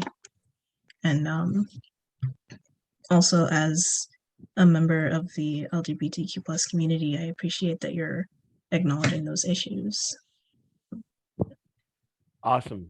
And you don't have to silence your voice because of your choices. As a matter of fact, I see that guitar behind you. I'm wondering, do you have a song? Do you play? Do you write music? I don't play guitar a lot. I'm actually I'm better at the saxophone than guitar. I played saxophone in school. And I've written some music, but not a lot. I'm a lot more passionate about writing. So Well, here's what I heard, and I don't know, Jalen, if you want to pull out your sax and go for it, but we're just ordinary people. We don't know which way to go, right? And when you said imperfections, it reminded me of John Legend's song where he says, "I love you, all your such and such and imperfections, all your such and such." And so songs are involved with that, Miss Joyce, when you say independent judgment based on imperfections. I think there was a whole movement with a song called I'm Imperfect, right? And then India Irie had a song that she wrote out where I am not my hair, when everybody was so tripped out about Stacey Chapman's hair and all this kind of stuff, and Beyonce's hair, and was it real or not real, and all this kind of junk. You know, they were actually judging people by whether they wear, you know, additional headpieces and stuff like this. And so, you know, when you think about helping society understand and having a safe space to have these conversations, this is important. And then trauma, because there are people who have, you know, really had trauma or been traumatized because of their imperfection. Why don't you stand up more straight? Why don't you walk a little different? Why you walk like that? You should talk differently. Look at your face. Why don't you do this? And unfortunately, we live in a world of social media, from little kids all the way to grown, way older people are pointing out imperfections in people and using it as a platform to actually, you know, lift themselves. So I love what we're talking about. This was all intro, which is crazy to me that we've been on intro for 2 hours, but it has been chock full of great information, because one of the things about the self-help industry is that it speaks to those issues that people have. And so creating a memoir and also having it skewed toward impacting lives in a way that helps people have these conversations is awesome. The idea that Miss Shirley said, to have not only for you, but also not just the older generation, but your grandkids, they get to meet you another way. They get to find out about you by reading your work. And now your work becomes a legacy project, a historical documentation of what you did as far as living on purpose and being purpose driven in your life. And this idea of Michael Williams, I just watched him last night because I work with incarcerated youth. And I was on the radio where I actually talk about social justice and how we need to support, because America incarcerates their young people at the highest rate in anyone in the world. And we actually have more kids on death row than we have adults. They have placed them on death row inside juvenile justice systems to wait till they turn 18 so that they can now put them to death. And it's the craziest thing that we have. And unfortunately, it's mostly Black and brown kids who were incarcerated doing what little kids do, which is in some cases, you know, one girl got 30 years for burglary. She had a number of different things, aggravated assault and this and that, but she was 16 and she got 30 years. And so in this, Michael was talking to these kids, and he ended it by going to a middle school. And one of the middle school kids said, you know, he asked a question from all the kids. Well, the teacher asked the question, how many young kids here, how many of you have seen someone arrested? And they all put their hand up, except maybe three out of a class of about 12. And this is a AP classes for advanced classes for young people. And then she said, okay, for how many of you had somebody in your family? And again, 80% raised their hand. And one kid said, my brother is like a father to me because my dad is now dead. And my dad is incarcerated. And my mom is dead. And in that conversation, he was like, well, you know, what is it that moves you? And he said, well, I want to be the first one in my family who doesn't go to jail. Mhm. That was from a middle school child in America. And it hit my heart so heavy, just as it is currently telling you the story. Mhm. Children internalize something wrong with me.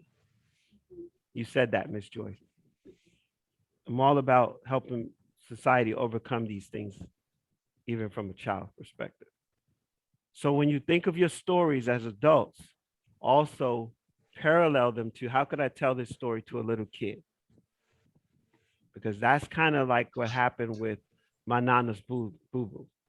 She was talking to an adult when her child interrupted and said, "What's going on with Nana?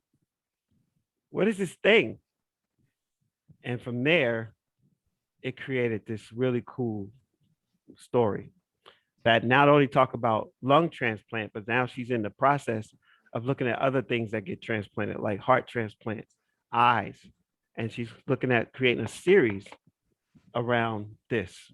And so, Jalen, thank you for being open and sharing as well, and knowing that you're in a safe space with us regarding where you stand in the LGBTQ plus community. And also, thank you, Ms. Joyce, for bringing this conversation up, because I think everybody had some really cool stuff to say. All right. Can I Are there say any? something? Yes, I was just going to say, Um, any other comments or questions? Go ahead, Yvette.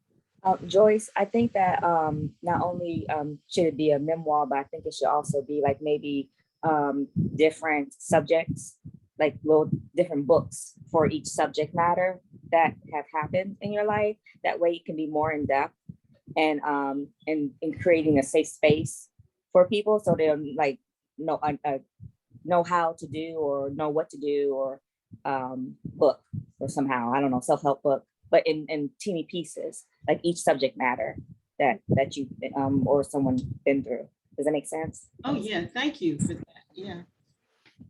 Because what I was going to do, which would be harder though, was to read different memoirs and see how they were constructed, how they were put together, and get ideas from that. So the subject matter division is a great suggestion.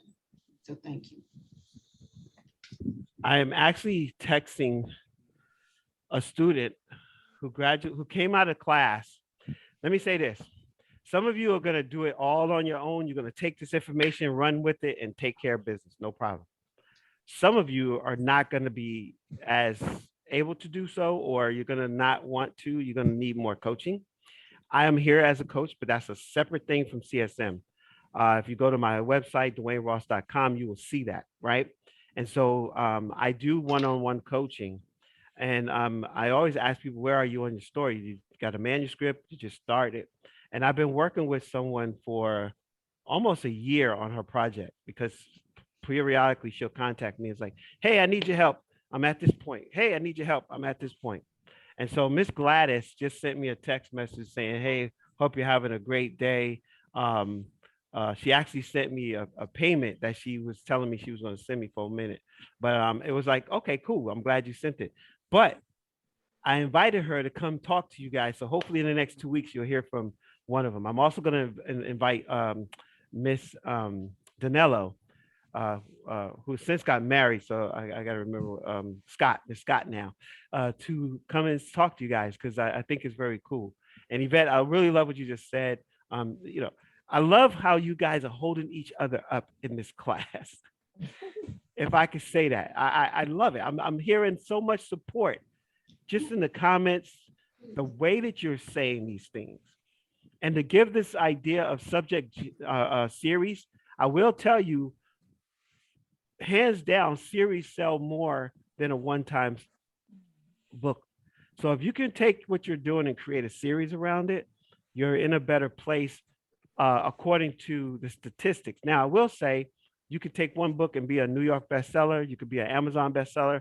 That does not sell your books. That's just a designation, but it does give you some real kudos, right? So keep that in mind. I'm not a #1 Amazon bestseller yet, right? And I'm re-releasing my book because I'm actually pulling some stuff out, adding some more stuff to it, and coming up with another strategy. but I just wanted to let you guys know that you have some great stuff, and we've covered a lot in these couple of hours we've been together. So let me go to the beginning of my presentation. Is there anything else? Any more comments? All right. Hearing none. Is there one? Is there one? No, just kidding. For those that have been in the baptism church, is there one? I'm not picking fun of Jesus. I'm just talking about the way church goes. All right, so here we go. Can you see the screen? Give me Yeah. Oh, yes. Okay, great. All right, so again, no more crumbs from the table. That's the second iteration. I now have a third coming out soon. My niece is actually assisting me with the cover design and some other stuff, and pretty cool. All right, so let me see if I can get this to go forward. All right, so write it, publish it, launch it, market it. These are the things that will have to happen, right? You're going to write it, then you're going to get it published. Writing it doesn't publish it. And here's the cool thing. Amazon allows you to write it and get a actual full physical copy before you actually go back and publish it. That way, you can do what's called a beta test, BETA, beta test. You see this on a lot of websites and stuff like that. Beta test is you're going to get it physically in your hand. You're going to taste it, check it out, make sure you like it before you actually push publish. That's a real good thing for you to do, because then you can bring a group together and I can help you with that. You can do it yourself, but I would suggest that you get this group together, you give them all a copy, and then you get your highlighter and your pens and pencils or whatever, your crayon, and you go from page to page to page to page till you get to the last page before you ever send it to your final edit. Reason being is you're going to save yourself a lot of change, a lot of coin, a lot of money by getting it as close to good, better, and best, which you'll hear me say, good, better, and best, right? Never perfect, because I don't care what book you pick up right now. If you pick up the Bible, you're going to find typos. It's been out for many, many, many years, reiterated all kinds of ways, and you'll still find a typo, all right? The president just gave a speech the other day, and there was a typo in his speech. He almost didn't know how to catch it. He was like, it was crazy. But they kept it rolling. Right? They kept it rolling. So you could be a speech writer. You don't have to write books. You could be a speech writer. You could write all kinds of different things. So keep that in mind, right? But then you want to launch it. And the launching process is multiple times, right? You launch it the first time. All right, cool. Then you could go back and you continue to launch it over and over, because you're going to launch it to new people. I'm going to tell you and show you information on the internet that tells you, okay, hey, we need to maybe launch it to moms. Maybe you do your book and now you market it to the case consultants. Maybe you do it and now you launch it to the counselors. Now you do it and you launch it to churches. Now you do it and you launch it to moms with children who are less than 10 years old.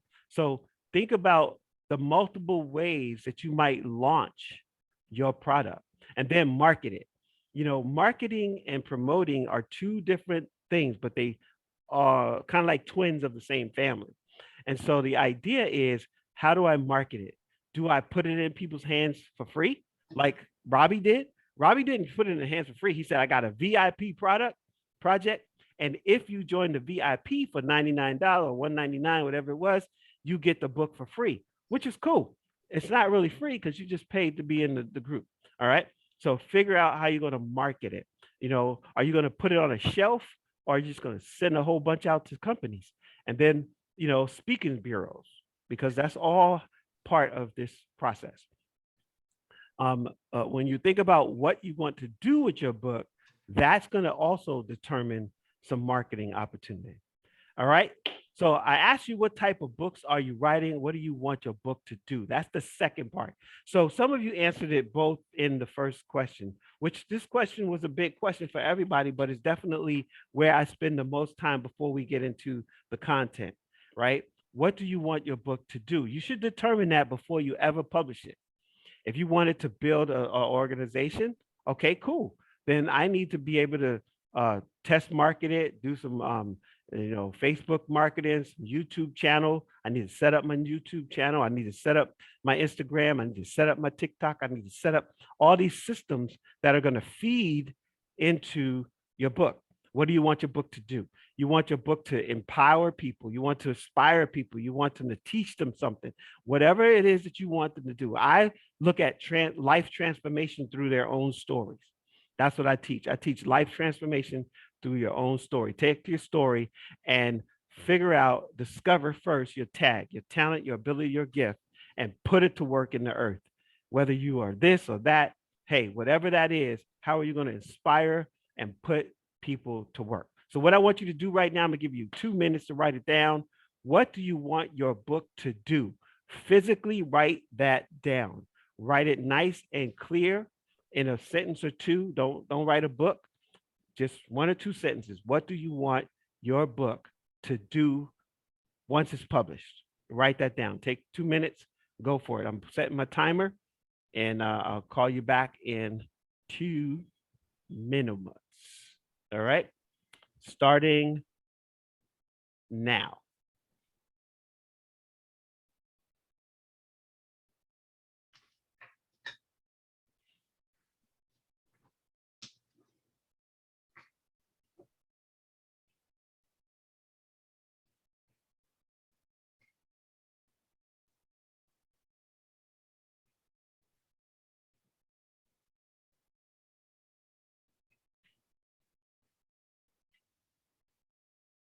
I can do it for my the family. It wouldn't just put you.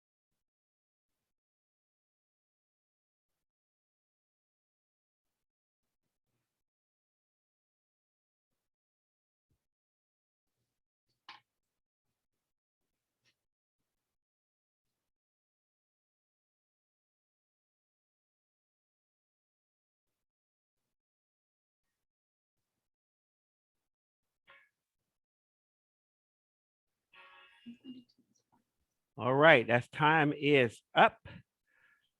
Let me come on back on screen. Let me see if I come back on screen. Okay, didn't do it again. Boop. There I go. All right, there I go, there I go, there I go. Okay, so let's go back to the presentation. You will get a chance to share that with everyone in a moment. All right, so I like to tell people to begin with the end in mind. This is a Stephen Covey principle. And can you see this slide? Okay. Yes. All right, great. So begin with the end in mind means you want to start at the back end. You want to start where it finishes and then back your way out of it. So when I ask you, what do you want it to do? It's like, hey, once it's done, it's out there in the world, it's doing this thing. Here's what I want it to do. I want it to do blah, blah, blah. All right. Let's say you decided I want to change 100 lives through my story. Okay. That sounds good. Good, better, best. I want 100 people to start their own business in the area of their choice. A little bit better, right? I want 100 people to start their own t-shirt business. Very specific. So begin with the end in mind is knowing where you want it to end up and then backing out of it and looking at what are the steps that it's going to take to make that happen. Now, there's a number of things that's going to happen, right? You got to choose your topic or choose your genre.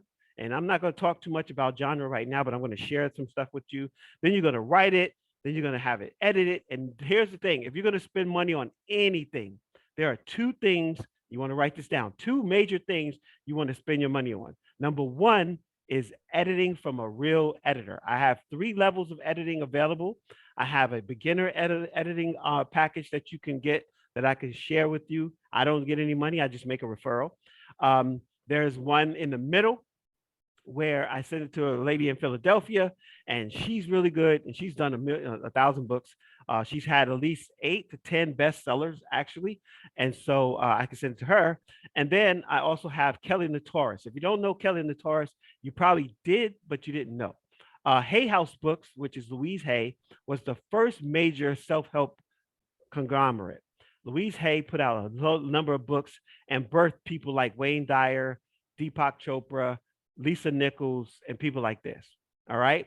Her editor is Kelly Notorious, who has since left Hay House and started her own company. But she does a book program with Reed Tracy, who is actually now the new CEO and runner of, CEO and owner, not owner, but the family owns it. But he's the director of Hay House Books. All right. Decide on the title. Remember, titles sell books. But what sells books more is the cover design. People don't buy what's in the book. They buy the promise of the cover, right? $1,000 a day, right? 3-step guide to making $1,000 a day with no product, no team, no business experience whatsoever. Robbie Blanchett. Now, I will tell you, he has failed on delivering this 100%. There's a whole bunch of stuff that you got to do that he doesn't tell you until you get inside the book, and you got to buy more stuff. I hated that, but I like the fact that it's a cool cover. All right. So decide on that. Design, book design, where you have little things in your book, where you have little lines in your book, where you have some of it twisted to the side, where you have, emblems in there, where you have logos, all that kind of stuff is part of your book design. So yes, you're going to be paying for that. Formatting. Don't get caught up with trying to figure out how it's formatted. Let someone who does formatting do it for you. I will tell you, you will save yourself headache, time, and effort unless you plan to do that yourself as you move forward. Outsource the stuff that you don't have to do, okay? Or you don't have the know-how to do, because you're going to waste time learning it. And 90% of the time you learn it, you're not as effective in doing it because the people that do it have done it over and over and over and over, and you're doing it for the first, second, maybe third time. Now, you could hit a home run, no problem. So I'm not going to tell you can't do it. I'm just saying, my suggestion is if you're going to have time and effort and money to spend, let the people who do that, and you spend your time writing the stories. That way you can produce, like some people have the 1 book a month challenge, 1 book a week challenge. You can actually write a book in 48 hours. I guarantee you that. I have done it. I've seen people do it, and I've been involved in a challenge to do it. Okay. Format your book and then publish it as a ebook. Is published and it's gone. It's out there. That's why you could do a book in 48 hours, because once you get it approved through the system, because it could take up to 2 to 3 days for it to be approved. But if you have it set up a certain way, in some cases, it could be approved in 3 hours, especially if you produce it and publish it and send it out at a certain time of the day that gives it a chance to go through the systems before it's actually released. And then there's other companies that don't have a check and balance thing in place. They prefer that you do that first, and then they just book on demand it. They print it out for you and they send it out on the internet. And that's lulu.com and the book patch, which I'll be sharing with you later on, their actual information. Okay. So these are the things that need to be done. And you begin with the end in mind. It's a strategy. All right. You got to know what your strategy is. You got to know what your financial investment is going to be. I'm going to tell you, as much as you think you can do it for free, it's going to cost you a couple $1,000s. Now, it could cost you only a couple of hundred if you just get the first prototype out there, get it done, and move forward. But to get it done the right way, most places you're going to spend money is on your editing, and that could take up to $200 to $300, maybe $400 or $500. And then, of course, I'm going to give you a list. So I have with me, this is just one list. I actually have the list that was sent to me, but I'm not going to go that high because it's really high. This one is just a basic package. And let me tell you what's in the package. Writing, editing, copy editing, proofreading, formatting, ebook conversion to a paperback book, cover design, online distribution, ISBN number, barcode, which is two separate things. To sell your book, you have to have a barcode, and to sell it on a shelf and in a bookstore, it has to have an ISBN. It's like your fingerprint. Your Library of Congress, your copyright, your website, or whatever social media you're going to set up to support your book.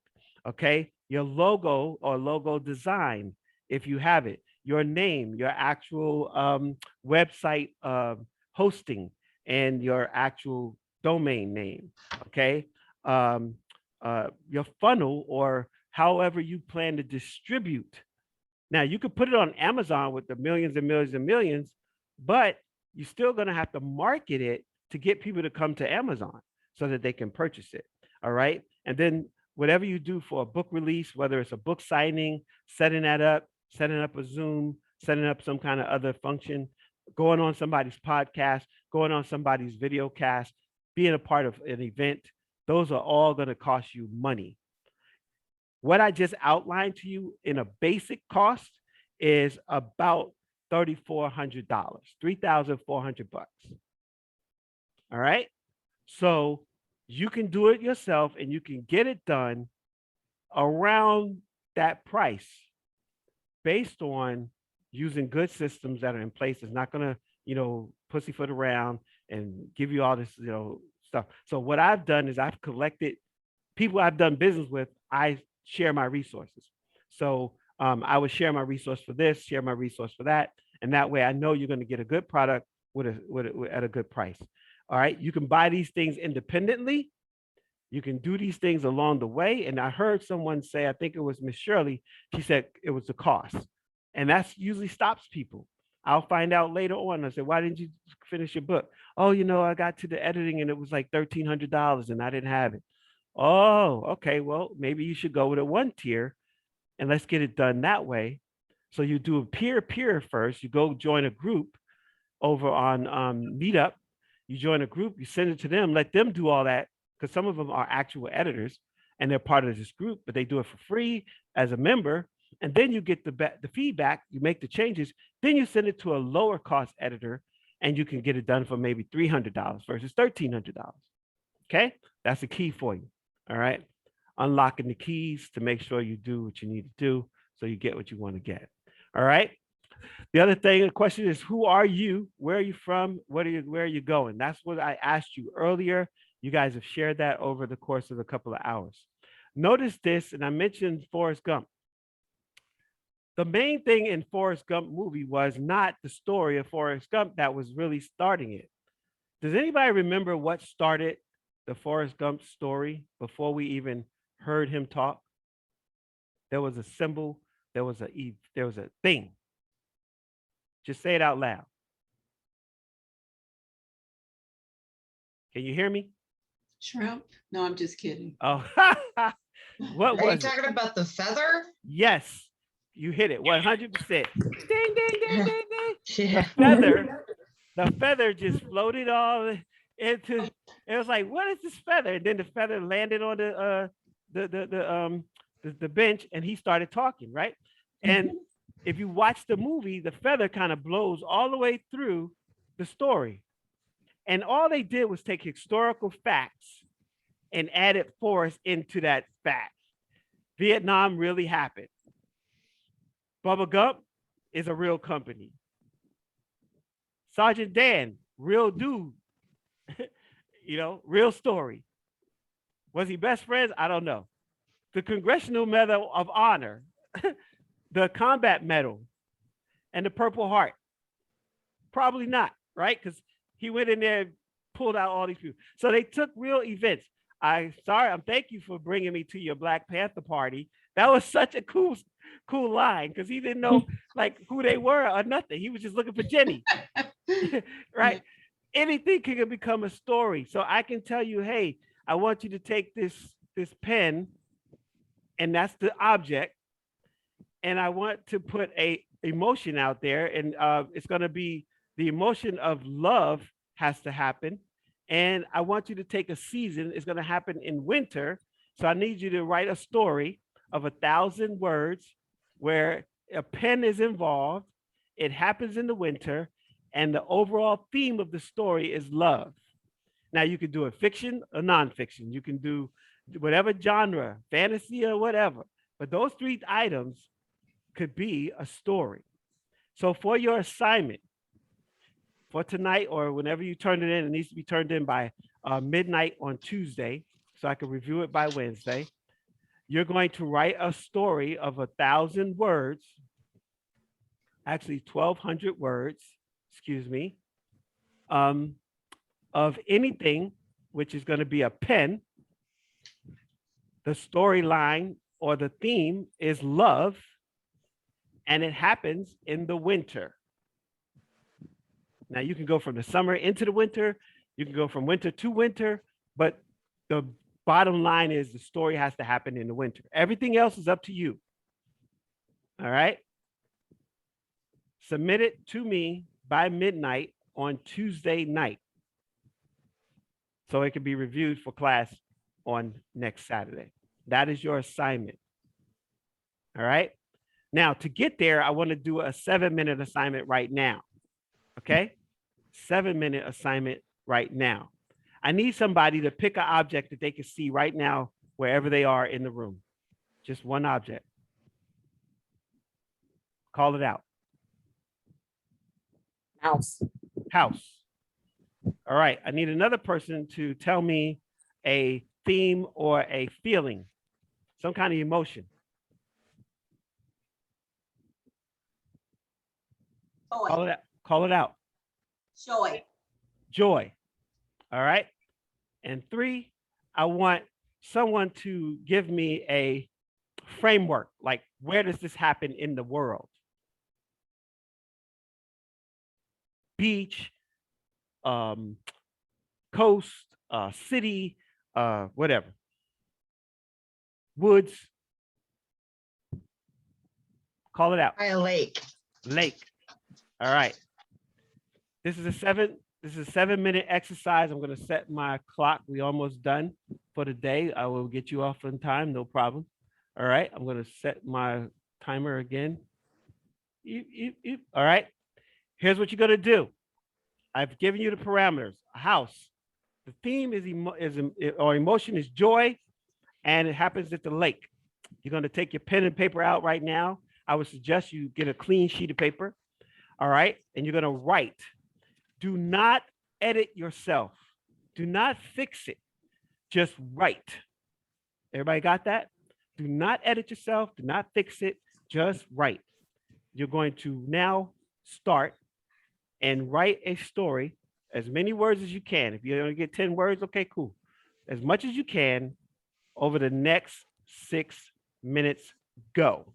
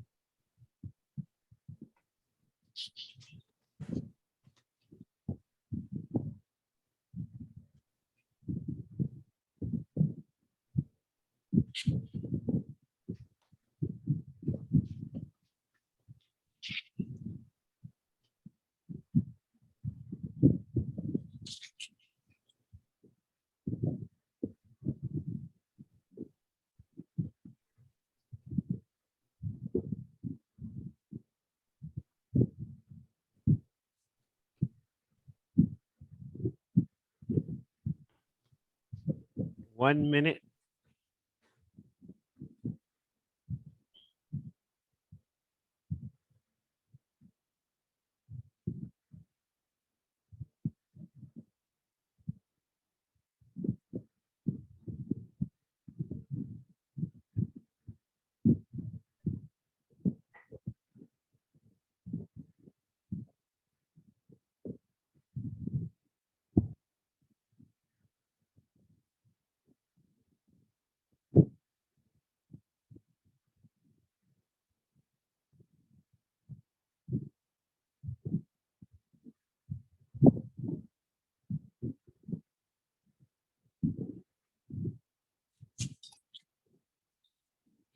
Oh, 10 seconds.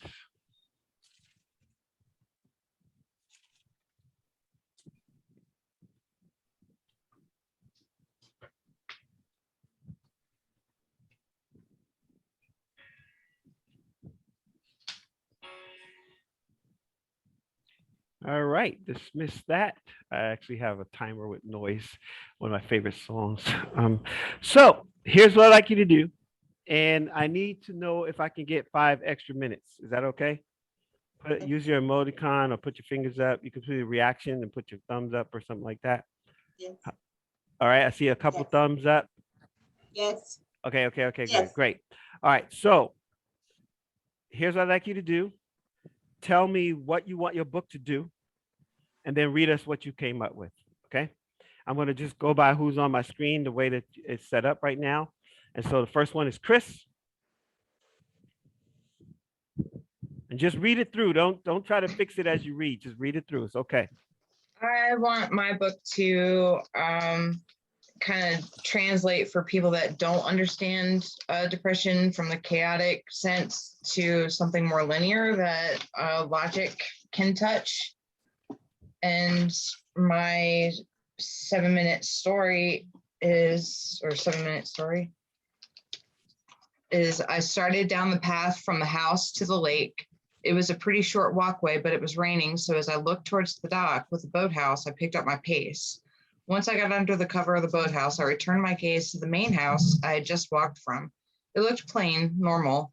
The windows also allowed a view of the kids playing with the dogs. They were happy and running, and I assume loud. It made me feel peaceful and appreciative of their innocence and joy. I smiled at the scene, but was glad to be out of it for just a moment. I could dip my toes into the water and marinate my soul in the joy of the house. Just let it sink into the memories. Awesome. All right. Thank you very much. Yvette. No. Okay. And please stick to what you wrote. Don't try to fix it. Don't try to tell us something extra. I needed to go quick with the sentence that you wrote. Okay. Sentences you wrote. Go for it. Okay. The first thing about want my book to inspire people and let them know that unconditional love can conquer all, no matter the trials and tribulations you go through. And my short story about the lake, house at the lake. My family visited the lake house in Boston during the summer for a 4th of July get together. Family from New York, Florida, Cincinnati, and North Carolina all came there. There were over about 40 people in all. We celebrated not only the independence of America, but also the independence of our family that had come from little or nothing. Everyone shared in the joy about that they shared to let everyone know that no matter what you go through in life, you can come above where you were in the past. This was always nice. It was always nice to come to the house during this time because someone always had a great accomplishment to share or how they overcame an obstacle, which taught us how to overcome as well. This brought so much joy to my heart. Awesome. Thank you very much, Miss Joyce. Joyce. Thank you, Dwayne. Okay. I wanted my book to help people feel they could overcome any challenge.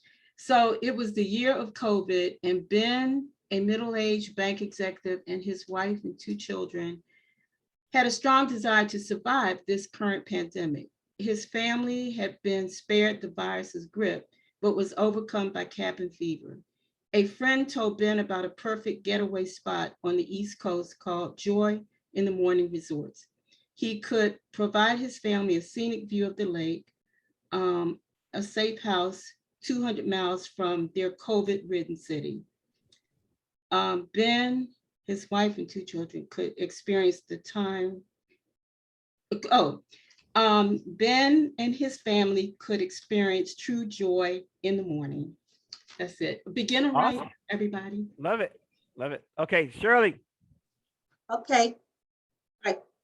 What I like my book to inspire others to give a sense of them thinking and saying to themselves that they can do anything productive and that they will feel confident in doing it. And in my house, I always feel safe and comfortable.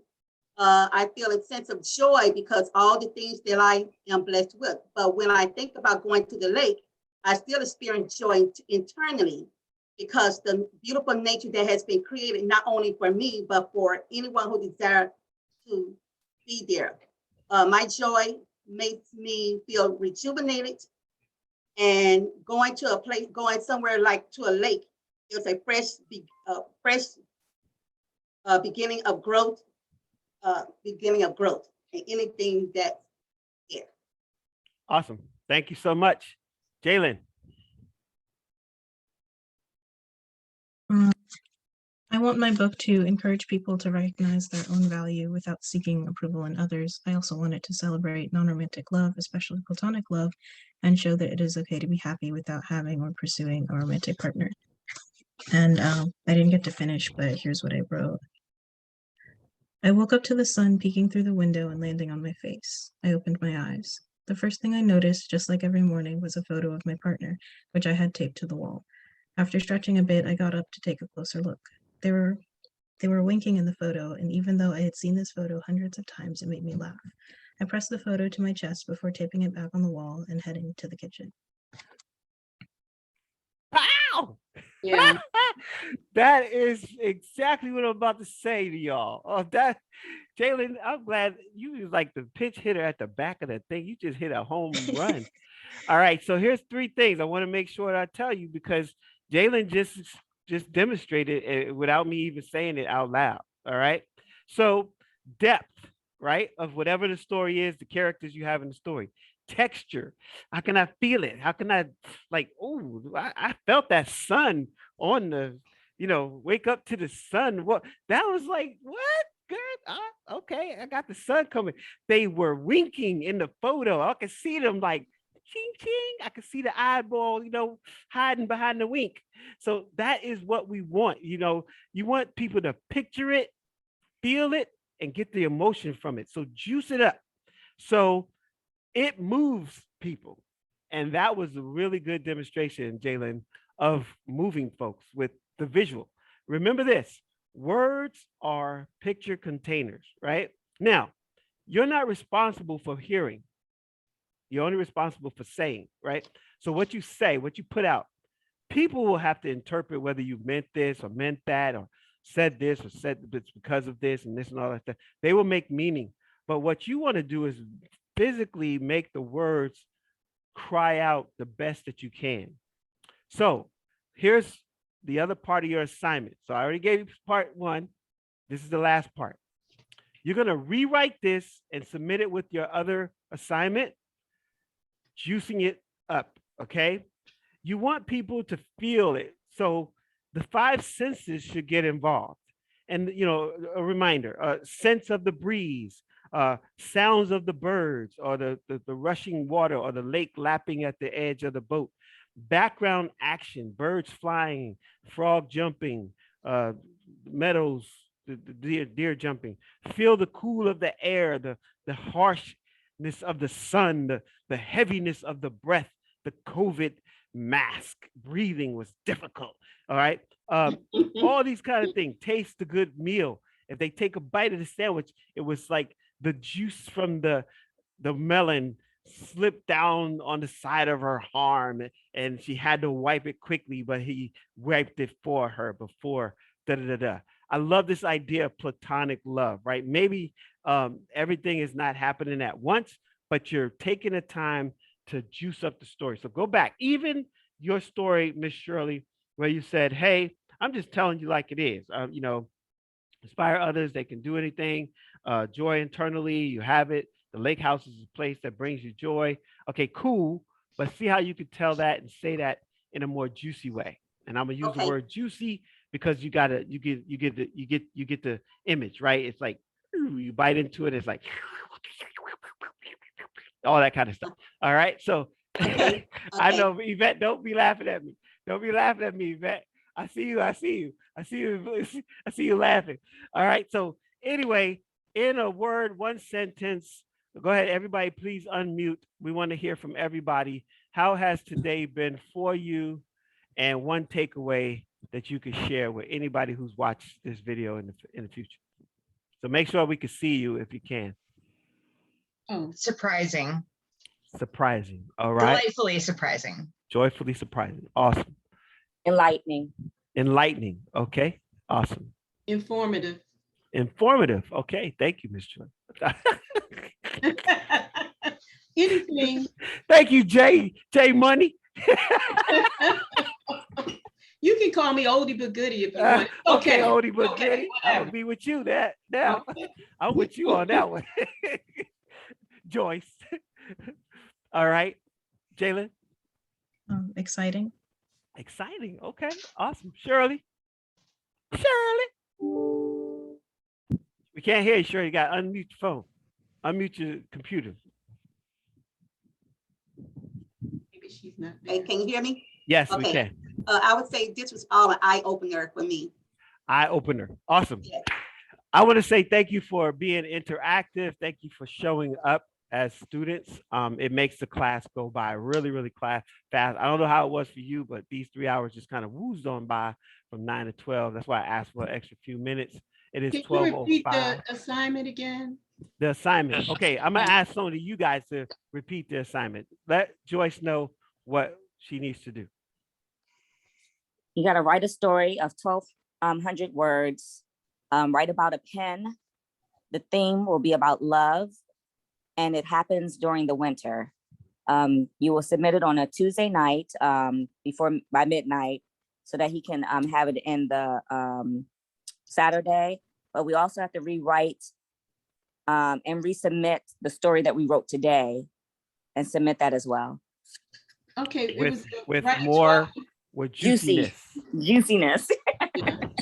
So write a 1,200 word story about anything? What would No, you- ma'am. No, ma'am. That 1200 story was what?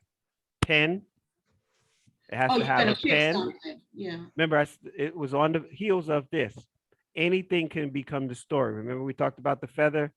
All right. So you're going to write a story where it has to involve a pen.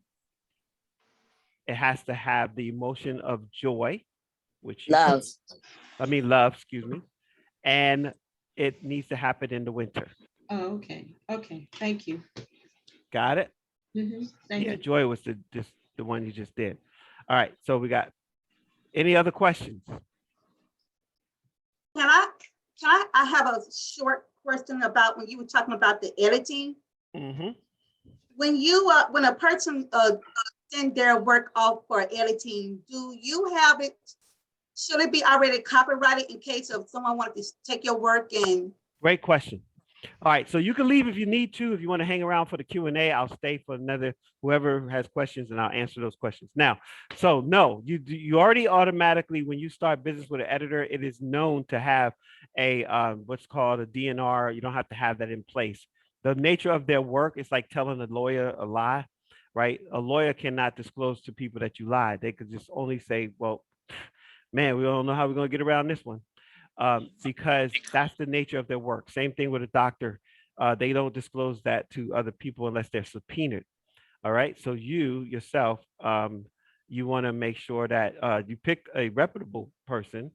And no, you don't have to do that. Your story's yours, and you have the proof. The burden of proof is always going to be on them to show where it originated.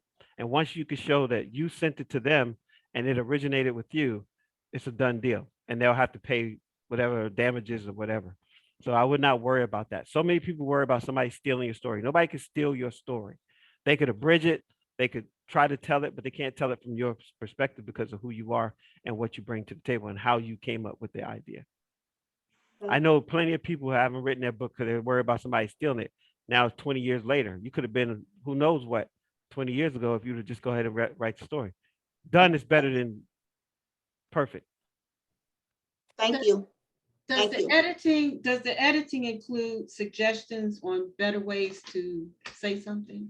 That's up to you. It depends on what kind of editing you decide, right? Because when I said earlier, you have different kind of editors. You have editing that's just grammar, and all they're looking for is, word usage, mistakes.